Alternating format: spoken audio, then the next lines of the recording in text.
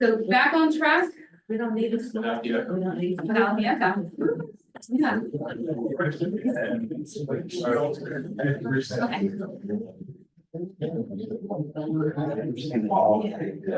so before we get started, I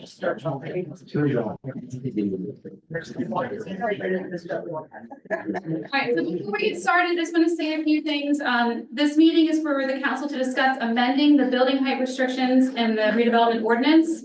There's going to be 2 public comment sections during tonight's meeting. In the interest of making sure that everyone has a chance to be heard, comments will be limited to 5 minutes during the first public comment section and 3 minutes during the second public comment section. Everybody may speak once during each public comment period. Doug will be in charge of the timer.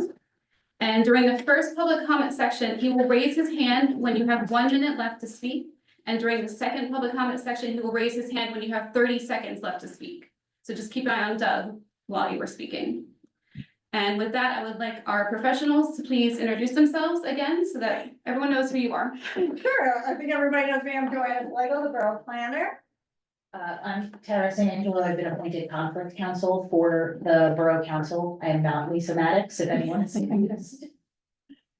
Okay, and now Joanna, you have a brief presentation? Yes, and I'll stand over here. You know, the audible sigh from everybody. I'm getting up to talk again. I'm not gonna talk long. I'm actually only doing a little introduction to kind of frame tonight's meeting, give everybody some context. I don't know who's running the PowerPoint. You are, okay. Yeah, good luck. So all right. So again, tonight we're here to talk about the Hopewell 57 redevelopment plan. I just really want to give you an overview of what the next steps are. What the difference between the plan and a site plan application process is, and then I'm done. And then I'm gonna turn it over to everybody else, so you can go to the next slide. There you go. So really, this is our purpose tonight. I'll do the redevelopment plan. I'm not gonna talk about all the stuff I usually talk about, on just what's coming up. I'm gonna go through very briefly and in a nutshell what the planning board does, what a site plan application is, because I think a lot of people don't understand what happens at the planning board if you haven't been to a planning board meeting. And then that's the end of me, and then we'll turn it over to a redeveloper to go through some concept plans, and then we're just gonna have the discussion.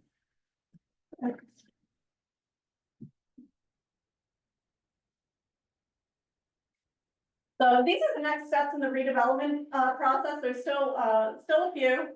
The first is that the Borough Council needs to designate a redeveloper and enter into what we call the redevelopment agreement. And really what that is, just a contract between a potential redeveloper and municipality, so that everybody's aware of what everybody's responsibilities are, what their roles are, what their duties are. And so that's the next step in the redevelopment process. Everything under this line is switches back to a very traditional, what we call site plan application process that's governed by the municipal land use law. And so any major development in the state of New Jersey would follow these next steps. And that is really that the redeveloper would submit what we call a site plan application to the planning board. They would hold public hearings on that application. A resolution based on the outcome of those hearings would be adopted. And then it goes back to Borough Council. They prepare something called a developer's agreement. A developer's agreement basically identifies everything that happened in that planning board hearing, what was identified in the resolutions of approval, and what all the requirements of that developer is under that approval.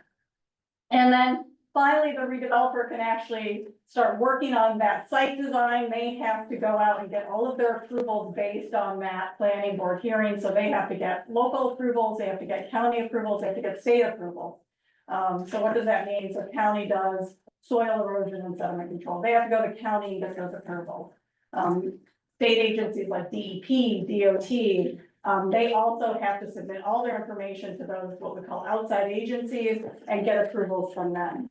They cannot pull permits and start construction until they get all of their approvals from not only locally, but from the county and the state. So there's a lot of hands on applications in the state of New Jersey.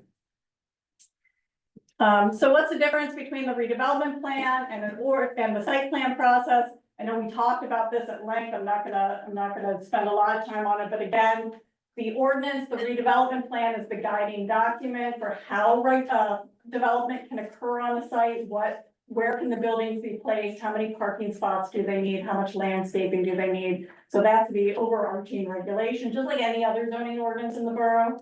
It identifies how development happens on that site. The site plan application process is actually all of the details of that development. Site plan application process includes those big maps that I think everybody thinks of, those big sets of maps. It's going to include where are the buildings, how are they placed on the lot, where are the parking areas, how many parking spaces do they have, how many signs do they have, what does the landscaping look like. It's going to include lighting, all sorts of information. That goes to the planning board. The planning board has to evaluate all of that specific data along with your board professionals, myself, your board engineer, your board attorney, the planning board, and the public and the applicants professionals. They'll also submit what we call narrative reports, the stormwater management plan, that's a DEP manual. If anybody's seen those, it's a very voluminous document full of calculations based on the DEP's requirements for stormwater. That's how and all the water is dealt with on the site, how it comes in, how it's collected, how it's infiltrated back into the ground. You'll have traffic reports. A traffic engineer prepares reports that identifies the number of parking spaces that are required. They'll identify how traffic moves on the site, off the site, how many trips per day a development might generate. And so they do a report, a narrative report. You can do environmental impact statements. That's how resources are impacted by that particular development. And it's the burden is on any developer in the state of New Jersey to conform with all applicable laws and regulations. They have to demonstrate and understand how their site is going to meet all of those rules and regulations. And in New Jersey, you can't move forward if DEP doesn't give you a permit on stormwater, you're not moving forward. So everybody has to sign off on all those permits before anything can be constructed. So the next slide. So these next slides, I just really wanted to give you an idea of this. Of course, is not Hopewell Borough, but these are the types of things you see. You will see overarching site plans that show the dimensions of lots. They'll show existing conditions. They'll show all the regulated areas and how development happens around those regulated areas. You can go to the next slide. You'll get lots of detail like grading plans, how the soil is moved around the buildings. That top one's a road profile, how roadways are constructed. You can't really see it very well, but there's even landscaping plans. That's the number of plantings, how they're planted, where they're planted, how they're maintained. All that information is in a site plan. You even get that bottom right one is what we call lighting cut sheet. Every fixture that's going to be on the site has to have a cut sheet that's going to tell you the type of fixture, how high is the fixture, how big is the fixture, how bright it is. So you get a lot of information, and you can go to the next one, Krista, in a site plan. This is even circulation plans, how deep the footings are for a dumpster enclosure. You get all sorts of stuff in a site plan, more than you probably even could think of. And then finally, the next one, you'll get a set of architectural plans. Architectural plans will show what the building looks like on every side, its elevation. It will show the dimensions of those buildings, the materials, the colors, all sorts of stuff. It has floor plans. And of course, in Hopewell Borough, we have the Historic Preservation Commission who signs off on these types of plans as well. So if anybody wants to take a deep dive in what all the planning board gets, if you go on the borough's website under the planning board and download their development application packet, you will see a good size document that outlines everything that has to be submitted just to get to the planning board hearing. So you can go to the next one. This is the planning board process in a nutshell. I'm not going to spend a whole lot of time on it, but you can see that generally this is a lengthier process for major developments in New Jersey. Starts with submitting all that information to the planning board and figuring out if they've submitted everything appropriately. If they have, they get to schedule a public hearing. That's a noticed public hearing. By law, it's 10 days prior to the hearing. They have to do that in the newspaper. And anybody who lives within 200 feet gets the green card, the certified mailing. But also in this day and age, everybody posts, most municipalities, including the borough, post all that information on their website. You don't like the website, you can come into Borough Hall and see all of the paper files for whatever is gonna be on in that hearing. They have to be available for public inspection. You can go back this time, sorry. That's okay. So, and then we start the hearings and how the hearing, I can do this by heart, don't worry about it. Sorry. That's okay. You're okay. So, when you start the hearing, all of that information that they've submitted has to be, testified to, so the applicant's engineer, their, traffic engineer, their architect, all have to come up and present their information. The board gets an opportunity to ask questions, the professionals ask questions, the public asks questions. You go through that for each, what we call witness, each professional. The board may ask for changes or recommend changes. They've got to come back and bring revised plans if that's the case. And then at the very end of that hearing process, we open it up to the public and they can provide comments on anything on that application. Then the board deliberates, votes, and a resolution of approval or denial is prepared based on whatever the outcome of that meeting is. And then again, if they get their approval, they have to go then get all of their outside agency approvals, finalize their plans, conform with everything that we've identified through the hearing process. So those hearings usually are multiple hearings. Obviously, they're not done in one night. They usually extend over multiple evenings. And they're always noticed, and even if they extend past one meeting, they have to make that announcement. So I say all that for the site plan because I know it's really hard to say, how are you gonna handle stormwater management on the site? When we're talking tonight, and that's an issue for site plan, and that's a very rigorous process that the applicant does when they are developing and designing their site. Because you don't know all of those calculations until you actually are engineering the site. So that's the planning board's role. So with that, I'm gonna turn it over to our potential redeveloper is here. We're gonna show two concept plans. I believe he's gonna show two concept plans. One's based on the ordinance as it's adopted, so the existing ordinance. The second one, he's prepared in response to sort of a lot of public comments and concerns that have been floating around over the last 2 months that he's heard of. And so there's a secondary concept plan that he's gonna present. And then council and public can talk about those plans and figure out which one is preferable. If the one for the existing ordinance is the preferable one, there's no further action needed by council. That's an already adopted ordinance. If the alternative ordinance is preferable, council would have to then amend the ordinance specific to that alternative concept plan. And that opens up the process to do the introduction, go to the planning board for master plan consistency, and then back to council for adoption. And that would be again, reflective of, I think it's already mentioned, some massing and scaling and height of the proposed development based on, I think, some of the comments that he received. So with that, I'm done talking. You guys could be happy. And I will turn it over. I know we're gonna have questions and comments later. I think we just want to get through the presentations first, so.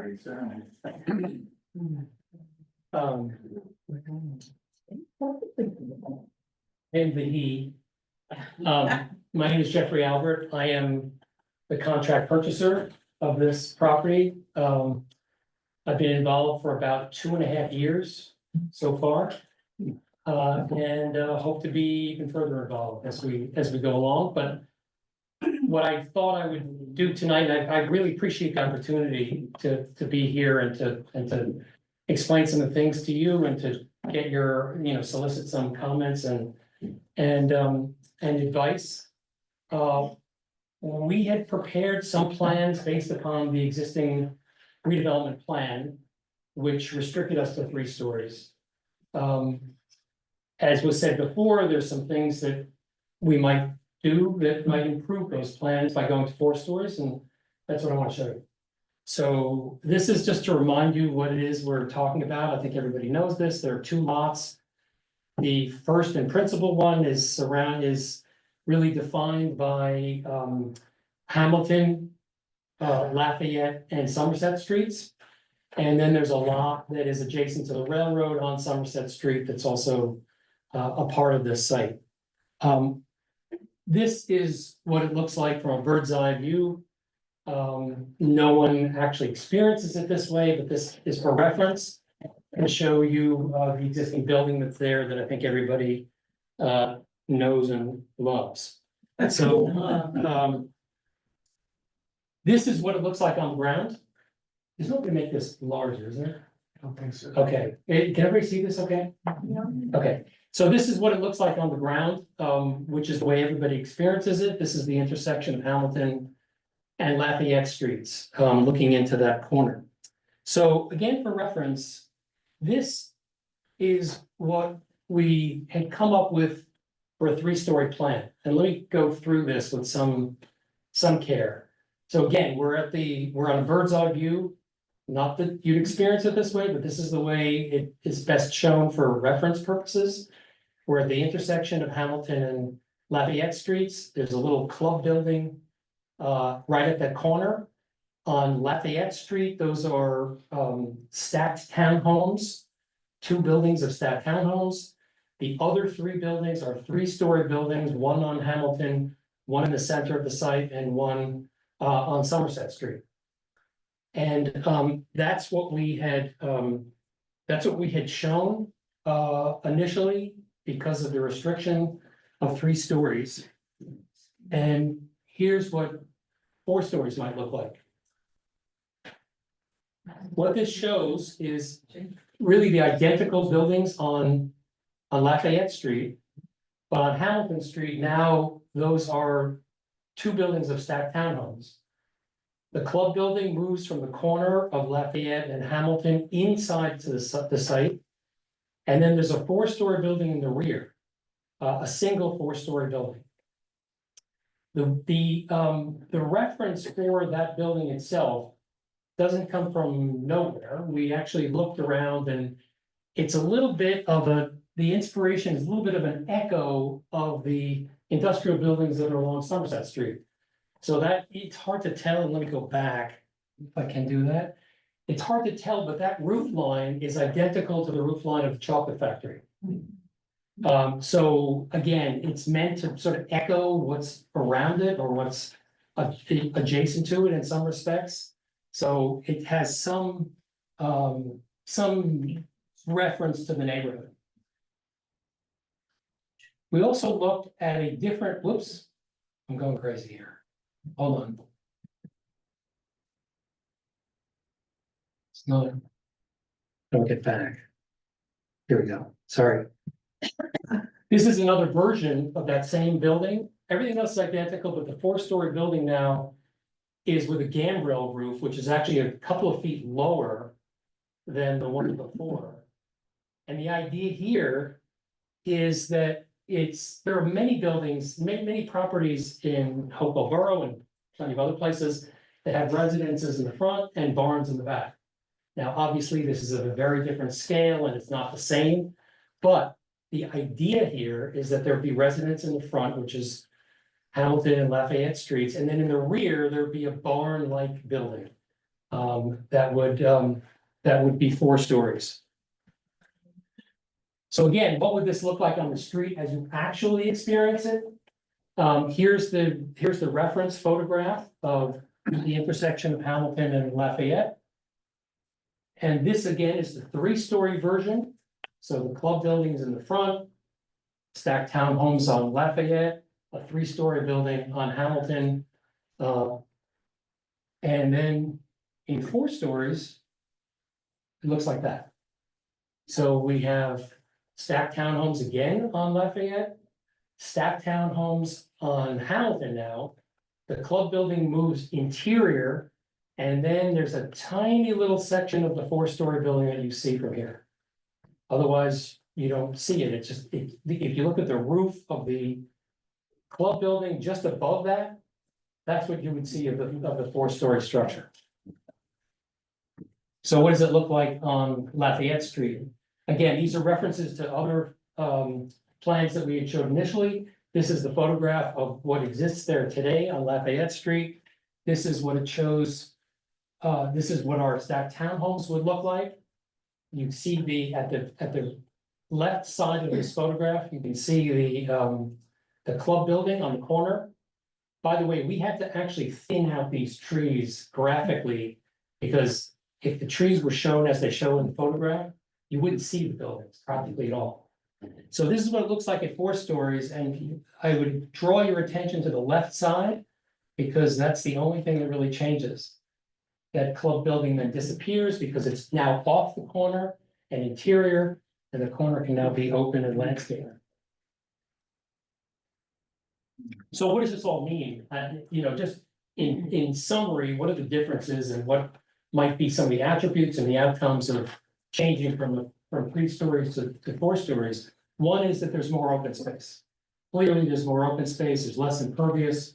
This has some great consequences for stormwater management. We can do much more natural stormwater management because we have more open space to do it with, and more turf as opposed to buildings and concrete.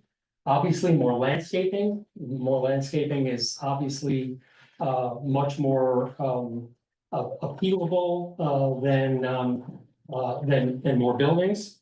The next consequence is a big one, and that is in a 4-story building, we can provide an elevators. What an elevator does is obviously expand the availability of this building to all kinds of people with all kinds of capabilities. So people who can't walk so well, people who don't want to take stairs, people who have groceries, people who have shopping carts, people who have strollers. Elevators are obviously an improvement over a 3-story walk-up building. What they also what it makes is all 4 levels of that building accessible to anyone. And that's obviously a big change and a good improvement. The plan 4 stories is fewer homes. It's not a lot fewer homes, I'll grant you that, but it's probably a half a dozen fewer. But as I was told once before, less is less. And in this case, maybe less is a little better. The most important aspect of this plan is that it's a much better streetscape for Hamilton. Hamilton, the streetscape that we provided with this newer plan is downscale. It's much more appropriate to what's adjacent to it, what's behind it, what's in front of it. And it is a lower, more appropriate scale, and it fits much better into the neighborhood. And I think the entire plan actually fits much better into the neighborhood. I just wanted to do this very, very quickly and very succinctly to give lots of opportunity for people to speak. And so I would be glad to entertain questions or however you would like to. So we're gonna go to council first, and then we'll open for public comment. Okay. Thank you for the presentation. And I have a question first, and it's for both of you, Joanna and Mr. Albert. Basically, my job as a member of council is to make decisions based on what I think is best for the borough. And I think that redevelopment and this particular project is a good thing for the borough. However, as a resident who lives fairly close to this site, it is big. It is a huge change. It kind of makes me nervous, and I just want to ask if Joanna, you would mind telling us again how you came to determine what the maximum density should be per acre on this lot. And Mr. Albert, when she's done, if you wouldn't mind explaining to us what led you to determine the amount of units that you are planning on having here.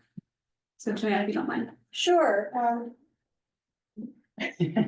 So this site was designated almost a decade ago. Prior to that, it had been contemplated for redevelopment. In those intervening 10 years, the market forces have been primarily residential. We saw after the recession and then COVID that retail mixed use space was not where it was at. Nobody was getting a lot of bites on that. Also, we always looked at residential for this area to be able to kind of act more as a transition to the service zone. Now,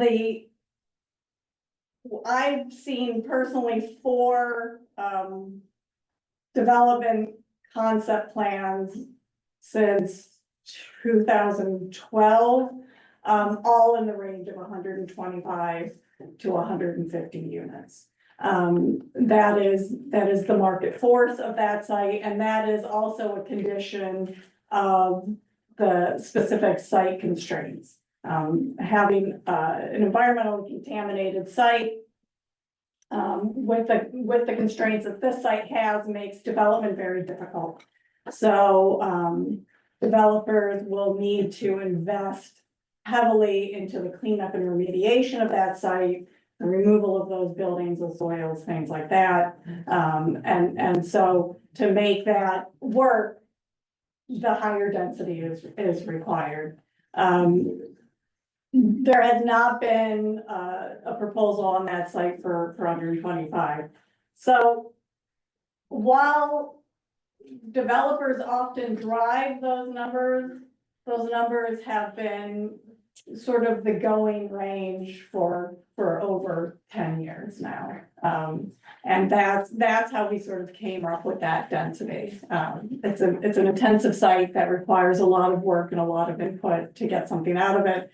Clearly, I mean, you always hope that it can be redeveloped under existing zoning or moderate changes to zoning. But when a municipality designates something as an area in need of redevelopment and puts that redevelopment designation on it, that's the understanding that it's a unique site.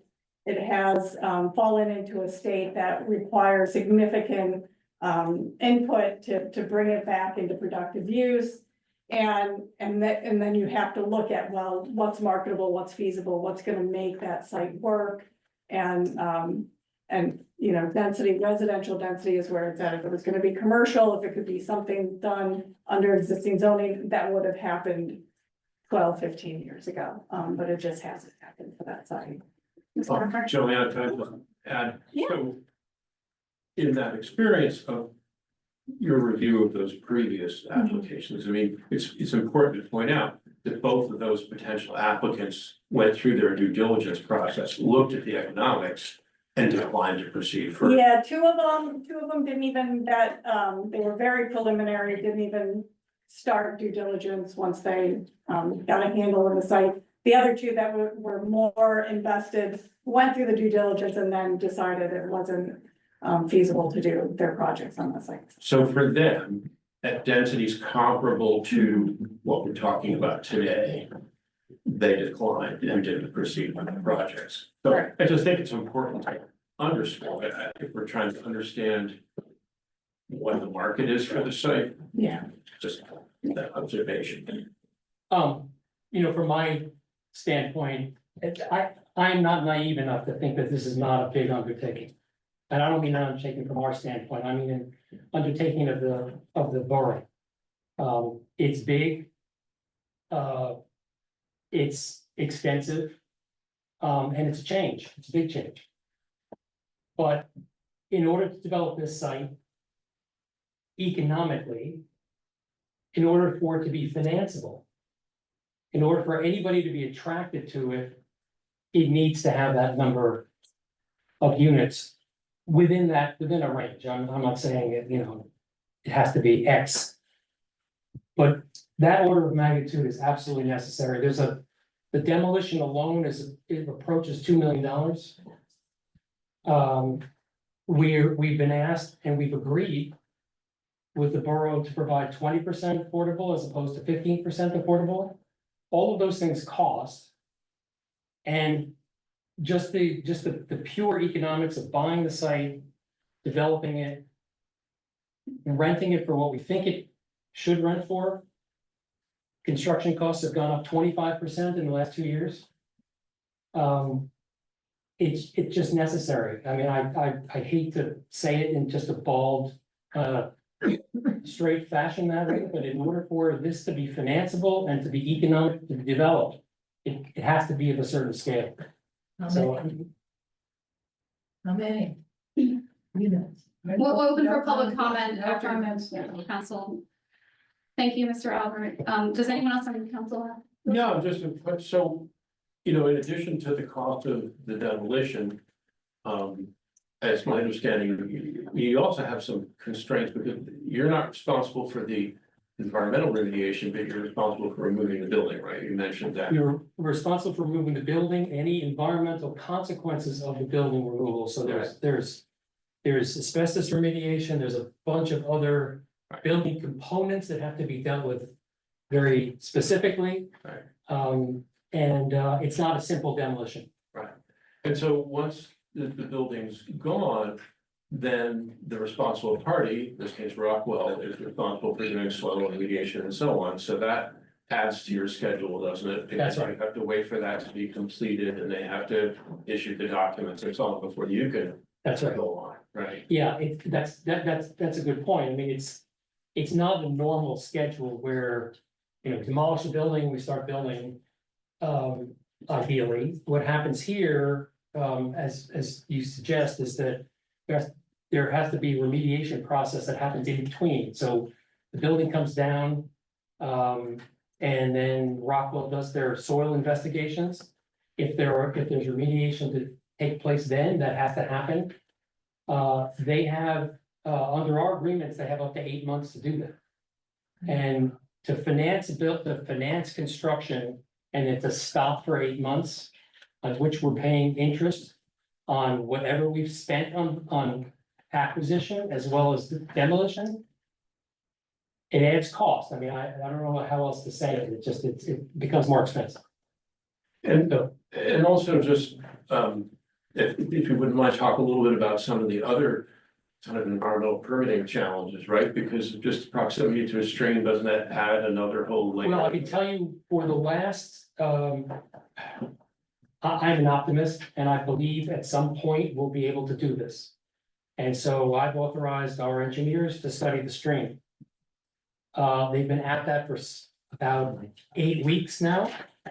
And going to DEP and seeing what records there are. They've also studied the stream. They've also run models. I mean, it's very extensive and not inexpensive to study the stream. We have, as you well know, there's flooding in that area as well as in that building itself. That building is pretty much a retaining basin. I actually, a good friend of mine actually rent space out of there, and he's moved out because just the mold and so forth is just too much for him. At any rate, it's all of that study and the design that will accompany the results of that study are all pretty involved and time consuming and expensive.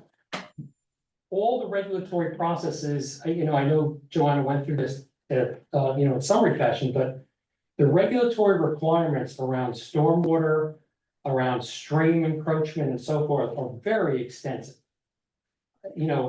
After hearing Joanna's report, I don't know why anybody in their right mind would do this. But suffice to say that all of this is time consuming, expensive, and absolutely necessary. Is that? No, thank you. No, I just want people to maybe understand the broader dimension of. Councilwoman Melendez has her hand up. Heidi, can you? Thank you. I think I know the answer to this, but I just want to clarify it with the developer. What were those images that we looked at are very rough at this point, and things like the color of the brick, like the stripe looks on, that's all planning board stage, correct? I'm having trouble hearing you. I think I understand what she's asking. You speak garbled. Oh, I'm sorry. Asking our is what I showed, absolute or, set in stone? Absolutely not. I should have said this much more clearly. Those are images that are meant to be illustrative of the kind of thing that can happen. We have not gone through the historic commission. We have not gone through an extensive study. We do have architects, we do have planners, we do have a lot of people involved in this. But we are at the nascent stages of designing those specificities, so nothing that I showed is actually at all defined and absolute. Does that answer Thank your you. question? Thank you, it does, it does. You were just trying to demonstrate the scaling on the site, the massing of the building. Exactly. Thank And you. Jeff, so, I think we talked about this, but all of the units, right, are going to be, green and that they're gonna have splits, right? There's not gonna be gas. So what we plan now is that no gas at all, they'll all be electric. The heating and air conditioning will be provided by mini split systems, which are the single most efficient way of producing air conditioning and heat. There are some other green initiatives that we're looking at. We always do Energy Star. LEED certification, that kind of thing. Well, I'm not sure about LEED certification. The problem, no, well, let me I know about explain LEED. this. I don't want to get off into the weeds here, but LEED certification is a very extensive, expensive, and time-consuming process. No. It is no better than some other programs that are easier and simpler.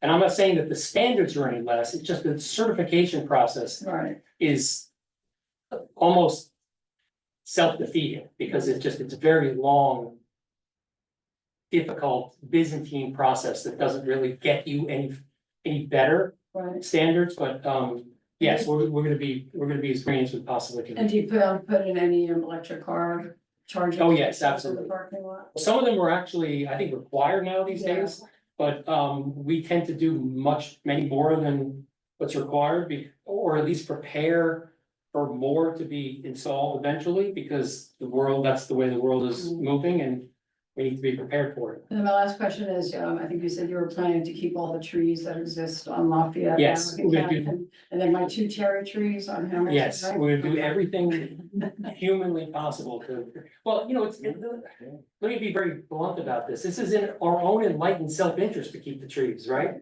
The trees are beautiful, they've been there a long time, they need to be limbed up, I mean, they're kind of ragged, but, a mature tree that's planted there that looks great is one more that we don't have to plant and Right, wait 15 years to get to that point, so. right. Yeah, we want to save as many trees as we can, especially in the entrance. Anyone else on council have any questions or comments, or Joanna or Mr. Appley? Jerry? I don't have any questions for you, Mr. Albert. I wanted to just say sort of publicly, because I've had a lot of one-on-one conversations with people that have been great and productive. And what I wanted to say is that I'm sitting up here as a council person, but I'm also a borough resident. I'm also a mom. And I think I speak for all of us when I say we have all the same questions that you guys came here tonight to have answered. My kids are gonna go to school. I wanna know about impact on school, impact on traffic. Why are there so many units? So those are the questions we feel also. And we have heard everyone asking those questions. And I think the frustrating part for me sometimes is that we don't have those answers yet. It's part of the process that Joanna showed us. So it's frustrating because you will get those answers. The planning board looks at the assessment of all those things and determines the impact on our town. And I feel like the question is, how can we up here have said yes to moving forward without the answer to those questions, which is totally valid. So I just wanted to very briefly say for myself, and you all can correct me if you feel differently, but that it's 2 things. One is knowing this process and understanding that all those questions have answers. And the ones that we don't have answers to will be answered and examined once there is an actual plan, which we're still pretty far from. But heading toward that direction, we have to take the next step to get to the plan, to have a plan to investigate. The second part of that is looking at if we said no, what would we be leaving on the table, and you heard that this is, I mean, 12 years that we've been trying to do something, I mean, in a general sense, and that this is the best opportunity to do something with that building, and just I encourage you to take a walk around it. I know you've driven around it, but take a walk around it, and the fact that that exists in our town is horrible, it's. And I wish there was a benefactor to come in and spend the 2 million to knock the building down and make it a beautiful park. That's not gonna happen. So I know how we feel about the number of units, but it's that or it's what we have right now. And I get that this is a scary big change, but I'm just gonna throw this out there and I encourage you to think a little bit about the potential benefits, such as bringing new customers to town for our businesses, customers that don't need a parking spot, by the way, that can walk to town, because you all know our businesses could use some more customers. I think about what makes the town charming. I talked to Joanna about this. What makes our town charming is that there's people eating outside, that there's people walking their dog, that there's kids in the playground, that there's people at events. This adds potentially more neighbors to go to those things.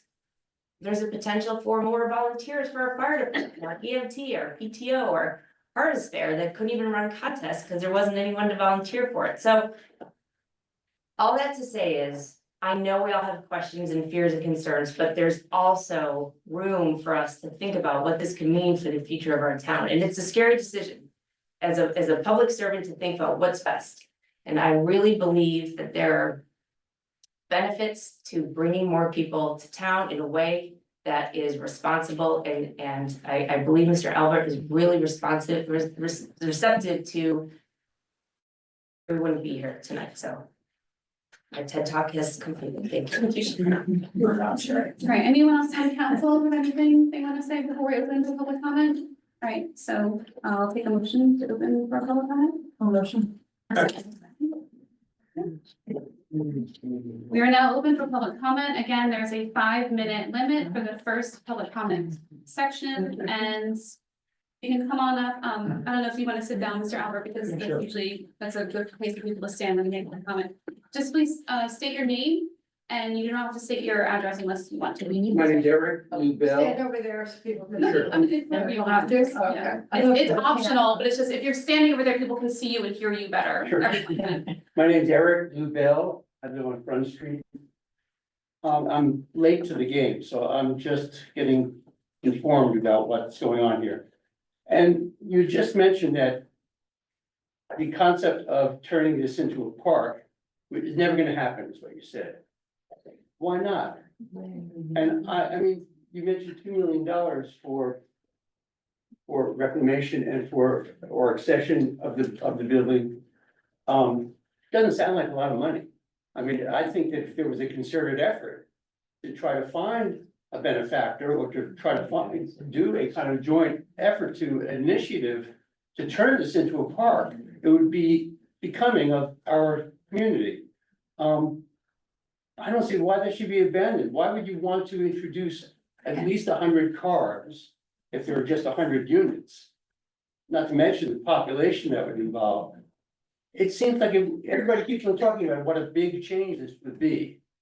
And if it's such a big change and you're willing to accept that big change without investigating what would be a change that would be in keeping with our, sentiment here. I think that should be a real initiative and someone should spearhead that. I wouldn't mind. I mean, I'm sure we find out. And that's my comment. I don't think it should be abandoned. And maybe Mr. Albert would want to investigate that as well. Unless it's a situation where you're trying to get tax money from inhabitants and that there's a backstory here that I'm not aware of. And maybe that's the subtext here, that you're really wanting to, over a long period of time, attract tax money to the borough. Then that makes a little more sense why you wouldn't investigate this park idea. But I think investigating the park idea would be something people would be receptive to. And And even if we had to put up some money ourselves, each household, I think there, if you can market it properly. And discuss it properly and look at how other townships have done it, other boroughs have done it. Man, that would be just a wonderful future for this place. Okay. I can respond to that. I think practically speaking, you're talking about roughly a $2 million demolition cost. The assessed value of the main parcel, I believe, is over $2 million. Generally assessed values of properties here are less than the market value. So remember, you have to buy the property. Then you have to spend the money to demolish it. Then you have to spend the money to do the site work on the property. And all of this sort of interlaces with the environmental remediation. It's just money. Let me finish, please. Excuse me, I have the floor. I have the floor. Excuse me. You're looking at probably $5 million by the time you're done. For comparison, our total debt for this town is less than $10 million. So when we're talking about capital needs in the future in this town, we have roads to pave, we have buildings to maintain, we have all these other issues. We have debt that we carry at substantial cost to the taxpayers.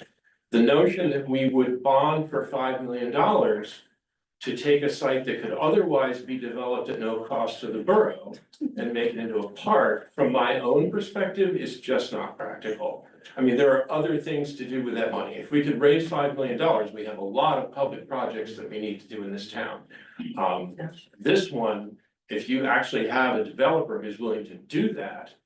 And the other thing is that there are a whole lot of other issues here in terms of housing needs.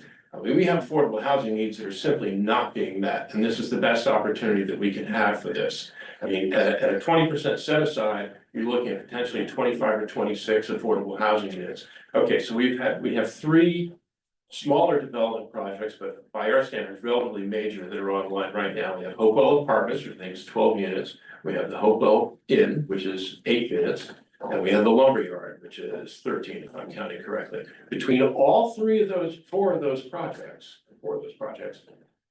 we have the ability to create 4 affordable housing units. That is a fraction of what our requirements are. And the third thing I'll add is the taxes are an issue and revenue is an issue. We survive on tax revenue. That's where it comes from. It doesn't come from the sky. And right now, this property, which is potentially the most valuable property in the entire town, is assessed at a fraction of its value because it's not used, it's a contaminated site. The total taxes paid, I think, are about $60,000 a year, which if you look around at most people here that own single-family homes, that's probably the equivalent of about 5 single-family homeowners paying taxes on a property where the building is 1.5 acres, 65,000 square feet, the largest structure in the borough and larger than the elementary school. So I just want to put all this into perspective. I mean, I understand the idea of how wonderful it would be to have a park. We also have preserved literally hundreds of acres around the edge of this borough through a concerted effort over the years. I just think that in terms of dedicating public funds with all the other needs that we have, turning this particular area into a park is not a good use of public money. That's my opinion. Thank you, David. Please state your name. James Siggins. I also own multi-family property here and I also own commercial real estate in town. And I have 20 years of consulting in multi-family projects. So I really do appreciate you coming out and I appreciate your honesty in your answer. It's not a great direct answer. For me, I own property that's within a couple blocks of that. And my concern is if you have things in your drawings, I didn't say any driveway apartment, right? So apartment's my number 1 issue. The second thing I am worried about is the number of cars that are going to come through a residential area.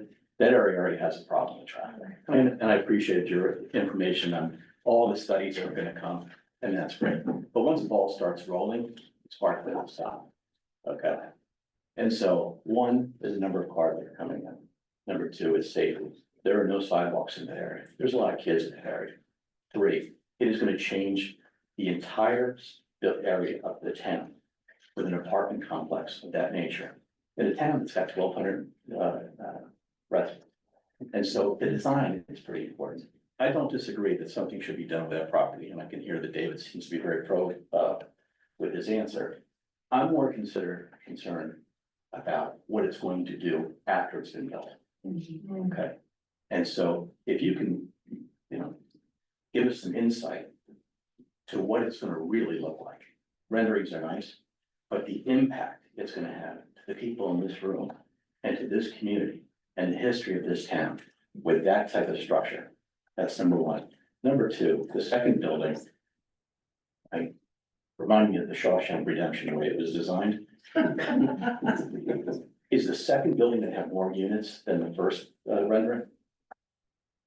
The second plan that showed 4-story structures has fewer. Okay. All right. So if you can kind of walk us through some of those answers, it would be really helpful. Going to answer? I mean, first of all, I'd be delighted to answer that. I've been working for 2.5 years on this. I've got hundreds of thousands of dollars into it. I'm not even designated as a redeveloper. You're asking me for specific No, answers to questions. I said insight. Well, I can give you a lot of insight, but it's gonna be of a general nature because I haven't designed the site yet. And when it comes to traffic, for example, it's not an issue of volume, it's an issue of speed. Can we agree on that? No. Okay, well, that's my perception and that's For someone who's done that, I'm gonna tell you that that's not. I'm telling you, I mean, I've worked all over the state. It's hard to believe that there's a volume of traffic issue there, but if there is, then we'll deal with it. Right now, I mean, I've hired traffic engineers. And we've come up with a couple of solutions to traffic calming in some of the areas, but I don't have to, I haven't designed yet. Right. I mean, I'm not even in a position to design yet. I've got no rights to this property other than the fact that I'm a contract purchaser. And So, And so I So, said, I'm you know- thankful that you're here. I'm thankful that you're interested in the property. I'm happy that you're gonna invest in my town. Okay, but I live here and I've got real concerns. I've got concerns for the people that live there. I've got concerns not just for the environment. I'm worried about traffic. I'm worried about a lot of things. And so a setting like this allows me to speak openly and tell you that I'm concerned. well, I appreciate your concern, except I can't really adequately answer any of your questions because many of them are subject to engineering design that I haven't done yet. You probably know that as a I do. multifamily developer. Yeah. So what I can answer to you is what I think is a better approach to this property than another. That's all. As to the design of what it's gonna look like, as to how many trips are gonna go in which direction, I can't answer that. And I can't, when it comes to drainage, I guarantee you that it's gonna be much better than where it is I now. know it's gonna meet all. But I can't answer those questions in any specificity. So I know you can answer those. But we're looking at 130 units in that area. I got it, believe me, I understand it. And I understand it's a change, but George W. Bush said change for the isn't necessarily a good thing for no reason. Before we move on, I just want to take one moment to say that, when Mr. Albert said that it's not volume, it is speed, that is absolutely true. If you don't believe me, look up Hoboken, Vision Zero. It's a very densely populated city. They have recently reached 7 years without any serious injuries or traffic fatalities. And also the grant that we got is gonna be building sidewalks in most of the places in town that don't have sidewalks now. Would you mind stating your name, sir? Yeah, my name's Andrew I'm sorry, Osborne. before I just had a suggestion. In the interest of time, and it looks like there's a lot of people here, I was wondering if council wanted to hold questions and answers until sort of the first swath of people during this Sure, yeah. comment section, just to give everyone an opportunity to get up and it might be that there might be questions that can be answered together, things like that, just to make it a little more efficient and Yes. give everybody an opportunity to speak. Thank you. Okay, sorry, go ahead. My name is Andrew Osborne, I live on Lafayette.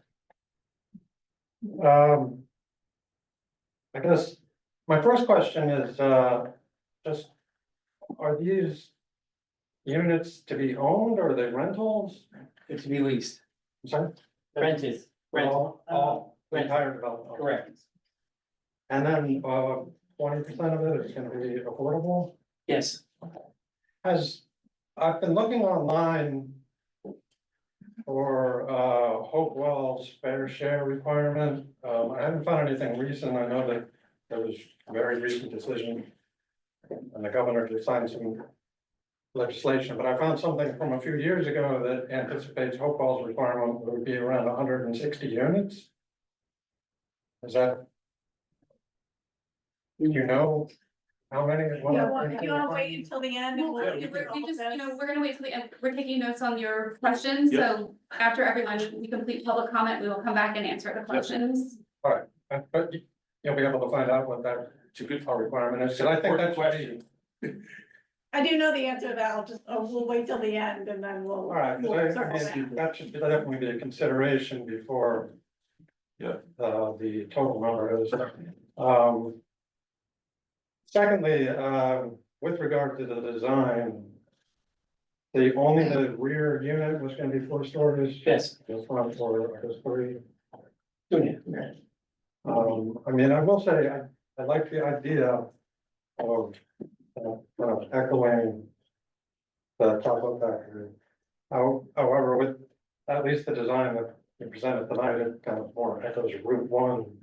kind of development. But, I mean, if it were, say, a brick industrial style building, that would at least be a little more,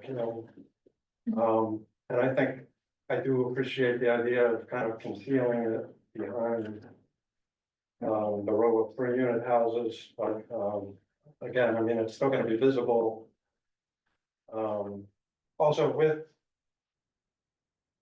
the open space on the property, since the entire property is part of the apartment complex, that would technically be private property, correct?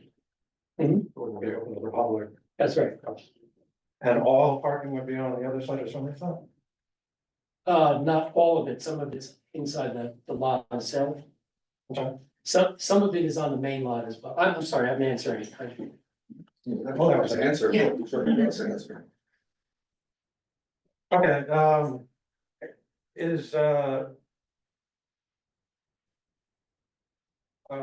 increasing the number of affordable units something that council has considered? Requiring the development to have more? We'll answer you later. Okay. We'll answer you later. We're gonna respond later to all your questions. Because I noticed, right now on the headlines, Milburn up north, they had a unit going in and the town is fighting it. They're being painted as a, a NIMBY type situation, which I think talking to a lot of our friends and neighbors here in Hopewell, that's really not the case. We're kind of looking for more affordable housing rather than the minimum units with the maximum development. I mean, why not maximum units and maximum development? I mean, there's only so much open space left within the borough, and if our fair share requirement is 150, 156, it's gonna be need to be a lot more units. That kind of could fit into the calculation. He's just telling you 1 minute left. Doug is telling you have 1 minute left. I think that's it for now. Thank you. Thank you. You want, please, Sure. ladies first. Oh, thank you. Last person who said that got taken down. And if you remember, Melissa Cookman. I am a resident and also separate from my residence, I am a business owner that owns a building. First, I want to address just what just happened, not answering the questions, sort of stilts all the other questions in here.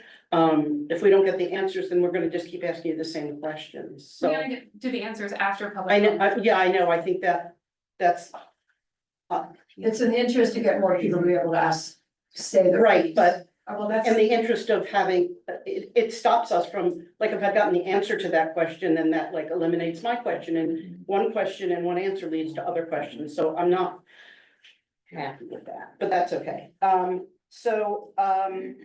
I want to know about the protection of the surrounding areas during demo. I know remediation by Rockwell would take place after that, but as a business owner right across the street, literally, I'd also like to see a view. You've shown us a view of Lafayette and Hamilton. What about Somerset? I mean, I am a business there. There's the, somebody tell me what it is. Tomato factory, thank you. The tomato factory's there. We have Valley Oil down there, and I haven't seen anything about what that's gonna look like. And is it in the historical area? Because my business isn't. So is it only the part that's on Hamilton that has to meet the historical requirements? And I didn't see where parking was on the descriptions. I assumed all the people in the units, the 130 units, will schlep across to the big parking lot, and they'll all come out for rush hour. And there is a rush hour, especially in Hopewell. Drive here between 8 and 9 o'clock, and there is a rush hour. So that's, and it's a one-way street. It's a dead-end street, I mean. So that's a super concern for me. The 4 developments that, who just said the 4 developments? I forget what it is. I think it was David. I wanted to hear what they were again. The first one he mentioned, I have no idea what he's talking about. So I just, Not now, David, not now. you're not allowed to tell me the answer, so I'll just be frustrated for the rest of the day. That's good. All right. I'm used to it. And the whole idea about the money and the park idea and all that, it's my understanding, and I could be wrong, that part of this, we get this pilot money, they don't pay taxes, and we get pilot money that maybe we'll give to the schools, but not necessarily give to the schools. So either way, and if we get the pilot money, our taxes will go up because the school board is gonna require more money, which, as you know, 69% of the people just voted that down. So I'm not sure how that's justifiable, is too strong a word, but I'd like to understand that better too. If we get the pilot money or we don't, and we pay taxes. And again, I asked the question I asked at the last meeting, which is about the affordable housing. I support affordable housing. There's not enough anywhere in this world, but having 20%, what number does that make it? How many units? I don't do math. That doesn't even come close to meeting the affordable needs, and there is no real, although it was discussed. If we can't do it, it's not like someone can force us, well, you have to accept that because you need affordable housing, because we're not meeting the requirements anyway. I probably have a lot more things to say and ask, but hopefully you'll answer all the questions before the 3 minutes that we get. Because if not, we're never going to get to respond. And what is it they say in the government? I see my mistakes. Thank you.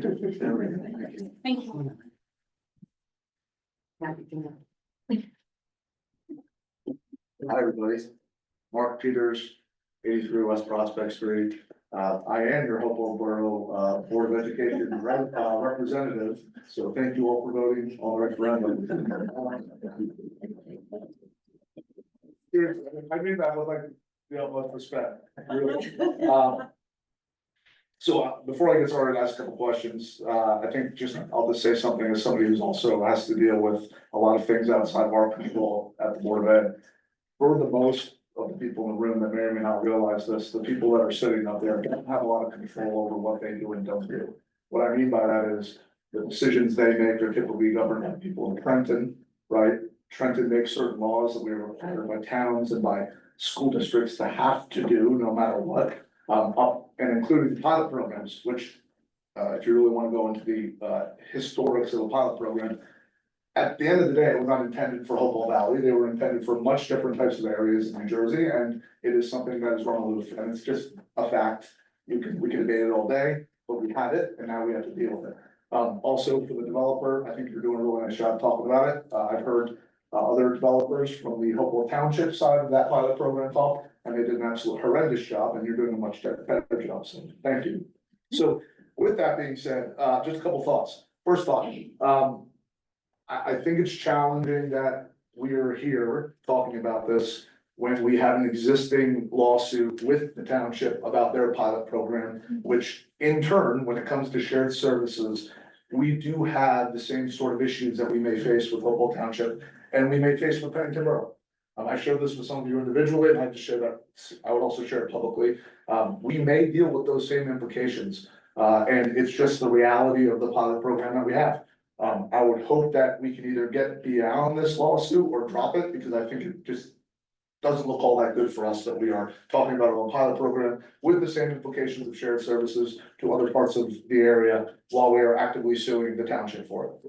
Point one. Point two, I'm gonna take this approach from the school district. I saw what happened with the Hopewell Township pilot program. It has been an absolute train wreck. I am not talking, by the way, as a Board of Education member, I'm talking as a Hopewell Borough resident. It has been an absolute train wreck, soup to nuts. In 2016, the township, in conjunction with the developers, made a promise to the schools that they were gonna do something with a certain amount of money. That promise was never, ever formalized on contract in writing. Didn't have to be. By law, it doesn't have to be. By law, the township didn't have to actually promise any money. By law, the developers didn't have to promise any money to the district. It's one of the reasons why, unfortunately, we had to go to referendum to talk about the real problem. I was the one in the referendum to be able to say, put it out there for how bad it actually was.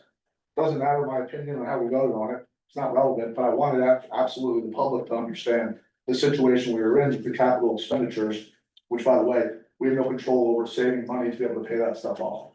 I share that with you to say, as I ask these questions that I hope you can answer, and I hope we're all thinking about, one would be, have we done any sort of census study yet regarding the amount of students that are gonna be coming into this building? And what sort of implication that's gonna have on the district? And with that, I would ask that as we talk about those numbers, keep in mind that if you look historically at the pilot programs in New Jersey, those numbers are usually on the low end on the census and go much higher, 20, 30, 40% over time. So I would hope that we're looking at that. I know you can't answer yet. I know you want to. Okay. Fine. So I think that's one issue. The second one is I would strongly encourage you guys to have conversation with the school district and get us involved on the front end of this discussion in tandem with the borough council and with obviously the county, because I think that that's a really welcoming way for us to talk about this differently than the township. Just given about candidly the calamity and everything going on in the township with the pilot program. So I would hope that you guys have a plan to be able to sit down with the Board of Education and talk to them about what that may or not look like. Time. Wow. All right, last thing I'll just tell you, as I have no more time.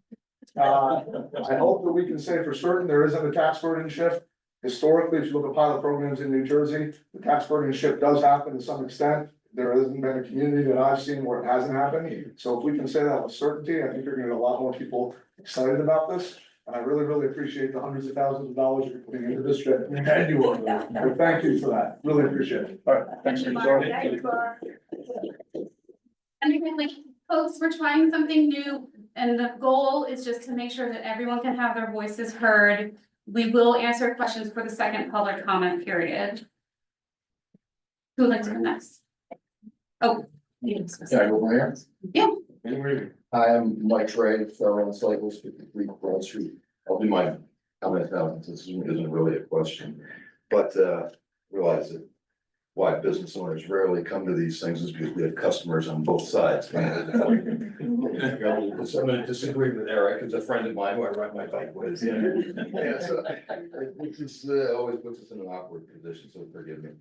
But I would urge you, the business community, I had informal chat with everybody I could see at the Harvest Fair. And business community, I mean, needs some economic activity going in this town, desperately. The theater is dark, we have a brick farm, the market is no longer, they have restaurants that are dark, the building's vacant, we have the Pooltronic, and we have the other eyesore at the gateway to our town. Historis has been an eyesore for 10 years. If I mean, I would have seriously reconsidered doing a business here if we had more economic activity 10 years ago. When Deb and Dave saw me go through I went through this whole process of the whole thing, that not to the degree of this project, but the same hoops to jump through. I mean, the DNR Canal Commission had to approve my building, for God's sake. I mean, this is the hurdles these guys are facing. And so to do this, great respect for it. I mean, a lot of questions that aren't answered yet, but we need the density. We need this economic activity in town. We've got this site. There's very little else that can do it. It's not a retail conducive site. Retail's shrunk amazingly in the last 10 to 15 years. And we don't have it much, it's not just affordable housing, my kids can't afford to live in town. I mean, I was talking to, there's a couple of kids, I call them kids, but you know, James and Alex Collette are friends of ours. I saw them at the Harvest Fair, Fairground Farms guys. He's gotta live in Hopewell, or Hillsborough, because they can't find a place to live where their farm is. And these kids, they're busting their asses, like, work a lot harder than I. But I mean, and seniors, I mean, the elevator thing was a great, I'm not gonna have no comment on the third or fourth floor, but the elevator opens it up. As I've gotten older and my relatives and parents have gotten old, the elevator opens up senior housing to so many levels and we need these people walking around. They're not necessarily gonna be driving, cars parking. And I know that road that you may not realize it is Kemet at 2 times a day is a cut through to avoid the intersection. And I'm sure the planners will go through this. We had to jump through all kinds of hoops about parking in our building. I'm sure you're gonna have that question to address. Because James is not, his concerns are valid. There is, it's not just volume, but sometimes these cars are cutting through there. So there's a couple of the random guys that are, speed is the issue. So if you could maybe narrow them, make some more bike lanes and slow them down, that would be good too. Self-serving. Anyway, We're gonna get the bikes. So I mean, thank God the bistro's going, but the lumberyard's been approved for 10 years. It hasn't done anything. I'm, They're moving out. what? Back and forth, Dad. Oh, sorry. Like good news, Deb, thank you. What else do I have here? And as far as the park goes there, it's just not, that doesn't bring us the density and economic activity that the business community needs. I was talking with Harold and Ada at Tomatel's. They couldn't be here because it's Taco Tuesday, it's like they're busy tonight. But they wanted, I was telling them about what was happening here, and they did want to come and speak it, and like I said, kind of a few of us get together, it doesn't all come onto one person. So I'm glad Melissa came to speak a little bit for the business community. Oh, I just want to tell you, the need for, the demand for housing. I mean, some of you may know, I have a small apartment behind our store in that barn. It's only been vacant twice in 10 years. And it just was vacant again for the third time just a couple of months ago. I had to turn the Zillow thing off after 12 hours. I had 25 pre-qualified applicants. That was the hardest thing I've ever done, is pick from 25 people, all of whom would have been great tenants. Who lives in, that's the demand that we have to live in town here, and then obviously I shouldn't increase the price, but an affordable unit. It's huge demand, and I get requests all the time to let people know when that apartment's gonna come available. So I'm excited about this project. I have no comment on 3 or 4 stories. I have the site plan, the planning zone people are going to go through all these questions that everybody has, and I'm sure we're gonna work toward a successful project. Because towns need the density, that's how towns can survive right now. Our town, I'm fearful, is at a tipping point that we could just become some residents in single family homes without the activity.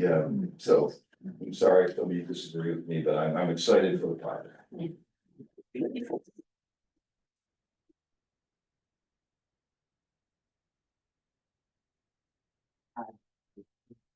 I don't know if I'm supposed to be on this. And wherever you're comfortable, just recommend on the slide so everybody can see you and hear you. So my name is Phoenix Nutter, and to echo what the previous speaker just said, I also am pretty excited about this just as a whole. I think it's great, a great opportunity for the borough. There's a couple like practical questions that I have just, in the first plan with the 3-story buildings, I am curious why the default was walk up. There are plenty of people with mobility issues, and I was curious why we wouldn't be able to have elevators in the 3-story plan as well as the 4-story plan. I think that accessibility is vital, especially if we're looking at this for affordable housing as well as you know, to allow senior members of our community to stay here more easily. I am curious, you mentioned that the second plan does have a slightly reduced number of units. I'm curious if you have just a range of what that difference is, the totals for each of them. I'm curious how the decreased number in Plan 2 would affect the number of affordable units? Is there a substantial decrease in the affordable units with that decrease in overall number of units? I know that we had talked a little bit, you had talked a little bit about how the green space in the middle would be for residents. I know that sometimes there are it's not formally designated as a park, but there are sometimes agreements where the public is able to use some of the green space. It's made more publicly available. Not as a formal park or anything, but just have spaces that the community can enjoy together. Is that something that could be worked into how all of this works? And finally, just as someone who moved to Hopewell recently and was one of those, not specifically for your unit, but one of those 25 people applying on Zillow to live and being rejected over and over and over again across the entire state of New Jersey. I know that, that's not an experience that everybody in this room has had in the past 10 years, but being able to find a place, any place in the state of New Jersey, to be able to live as a person who lives frugally with a roommate in a 1-bedroom apartment, because that's what is affordable, no matter where I am. I cannot tell you how valuable it is to have options. I love this town. I am so glad that I came here a year and a half ago. I was only able to do that because I got incredibly lucky a year and a half ago, and then was able to find another place in town that I was able to continue being fortunate. I want other people to not have to rely on their ticket coming up in the lottery in order to be able to live here. I want people to be able to join us for things without having to take 3 jobs in order to do it. And so I think that it is a great initiative to have more people be able to live in our town at a rate that they can afford, be that at market rate, which, is what is affordable for some people, or with other options for those who cannot afford what that is. I now yield the floor.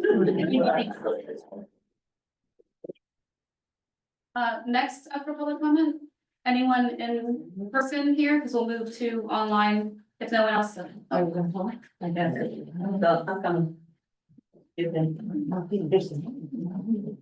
Sorry.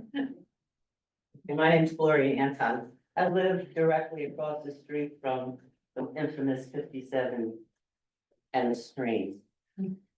I just, things have been said already, what I'm gonna say again, but, I say that after this wonderful presentation, and I was impressed with the second presentation versus the first, I must say.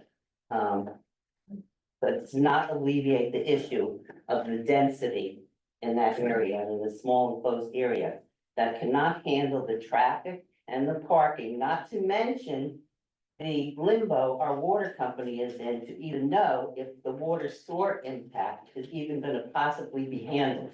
Like I said, I live across the street from the stream. According to my plumber, the stream is running alongside my property, and I have said before that any home from Hamilton to Maple should not have been built on the high water table, and you have constant water in that building.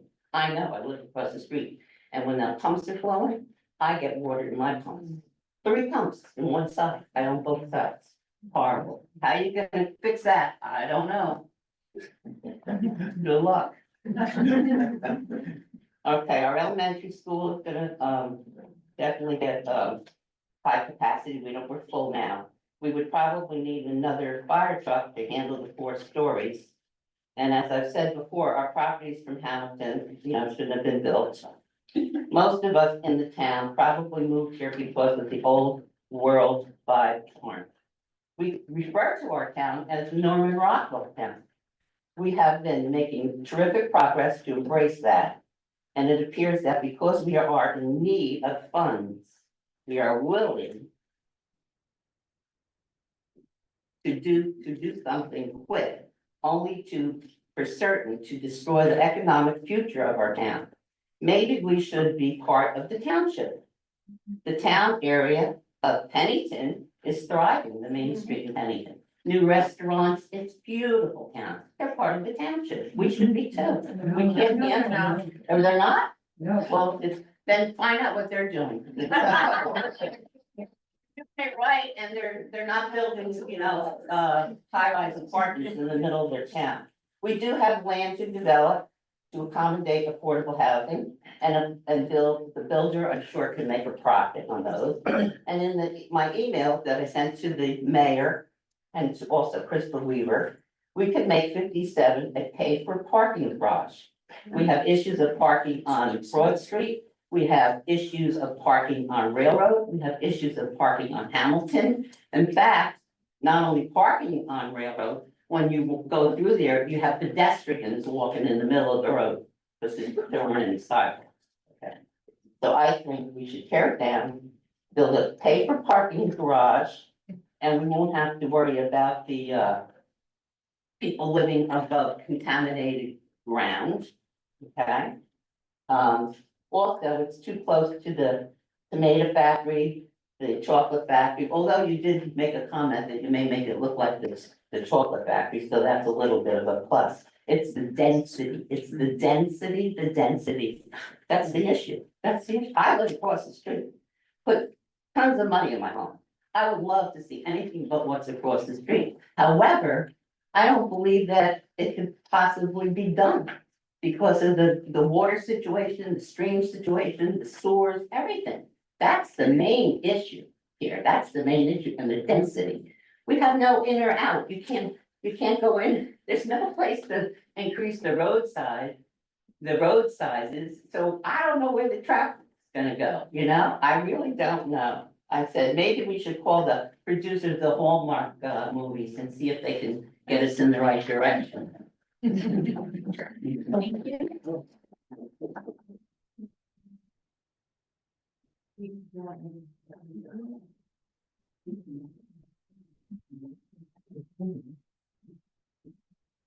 Wherever you're comfortable, you can go over there, you can stand there. Hi, my name is Keith Hovey. I live on Lafayette Street. So, I'll say this. I'm trying to be as open-minded about this project as possible. I have a significant number of questions that have yet to be answered. I don't necessarily know that punting, answering the questions to some other time is the best, but I'll defer to your judgment. One question I want to start off with is I saw the renderings.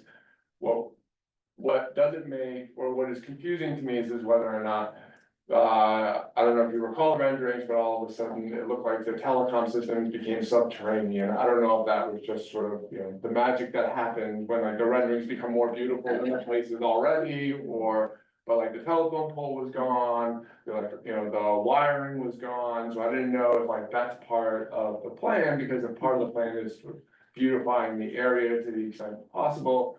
it's more information, right? I think the other question I have is we've got issues about safety.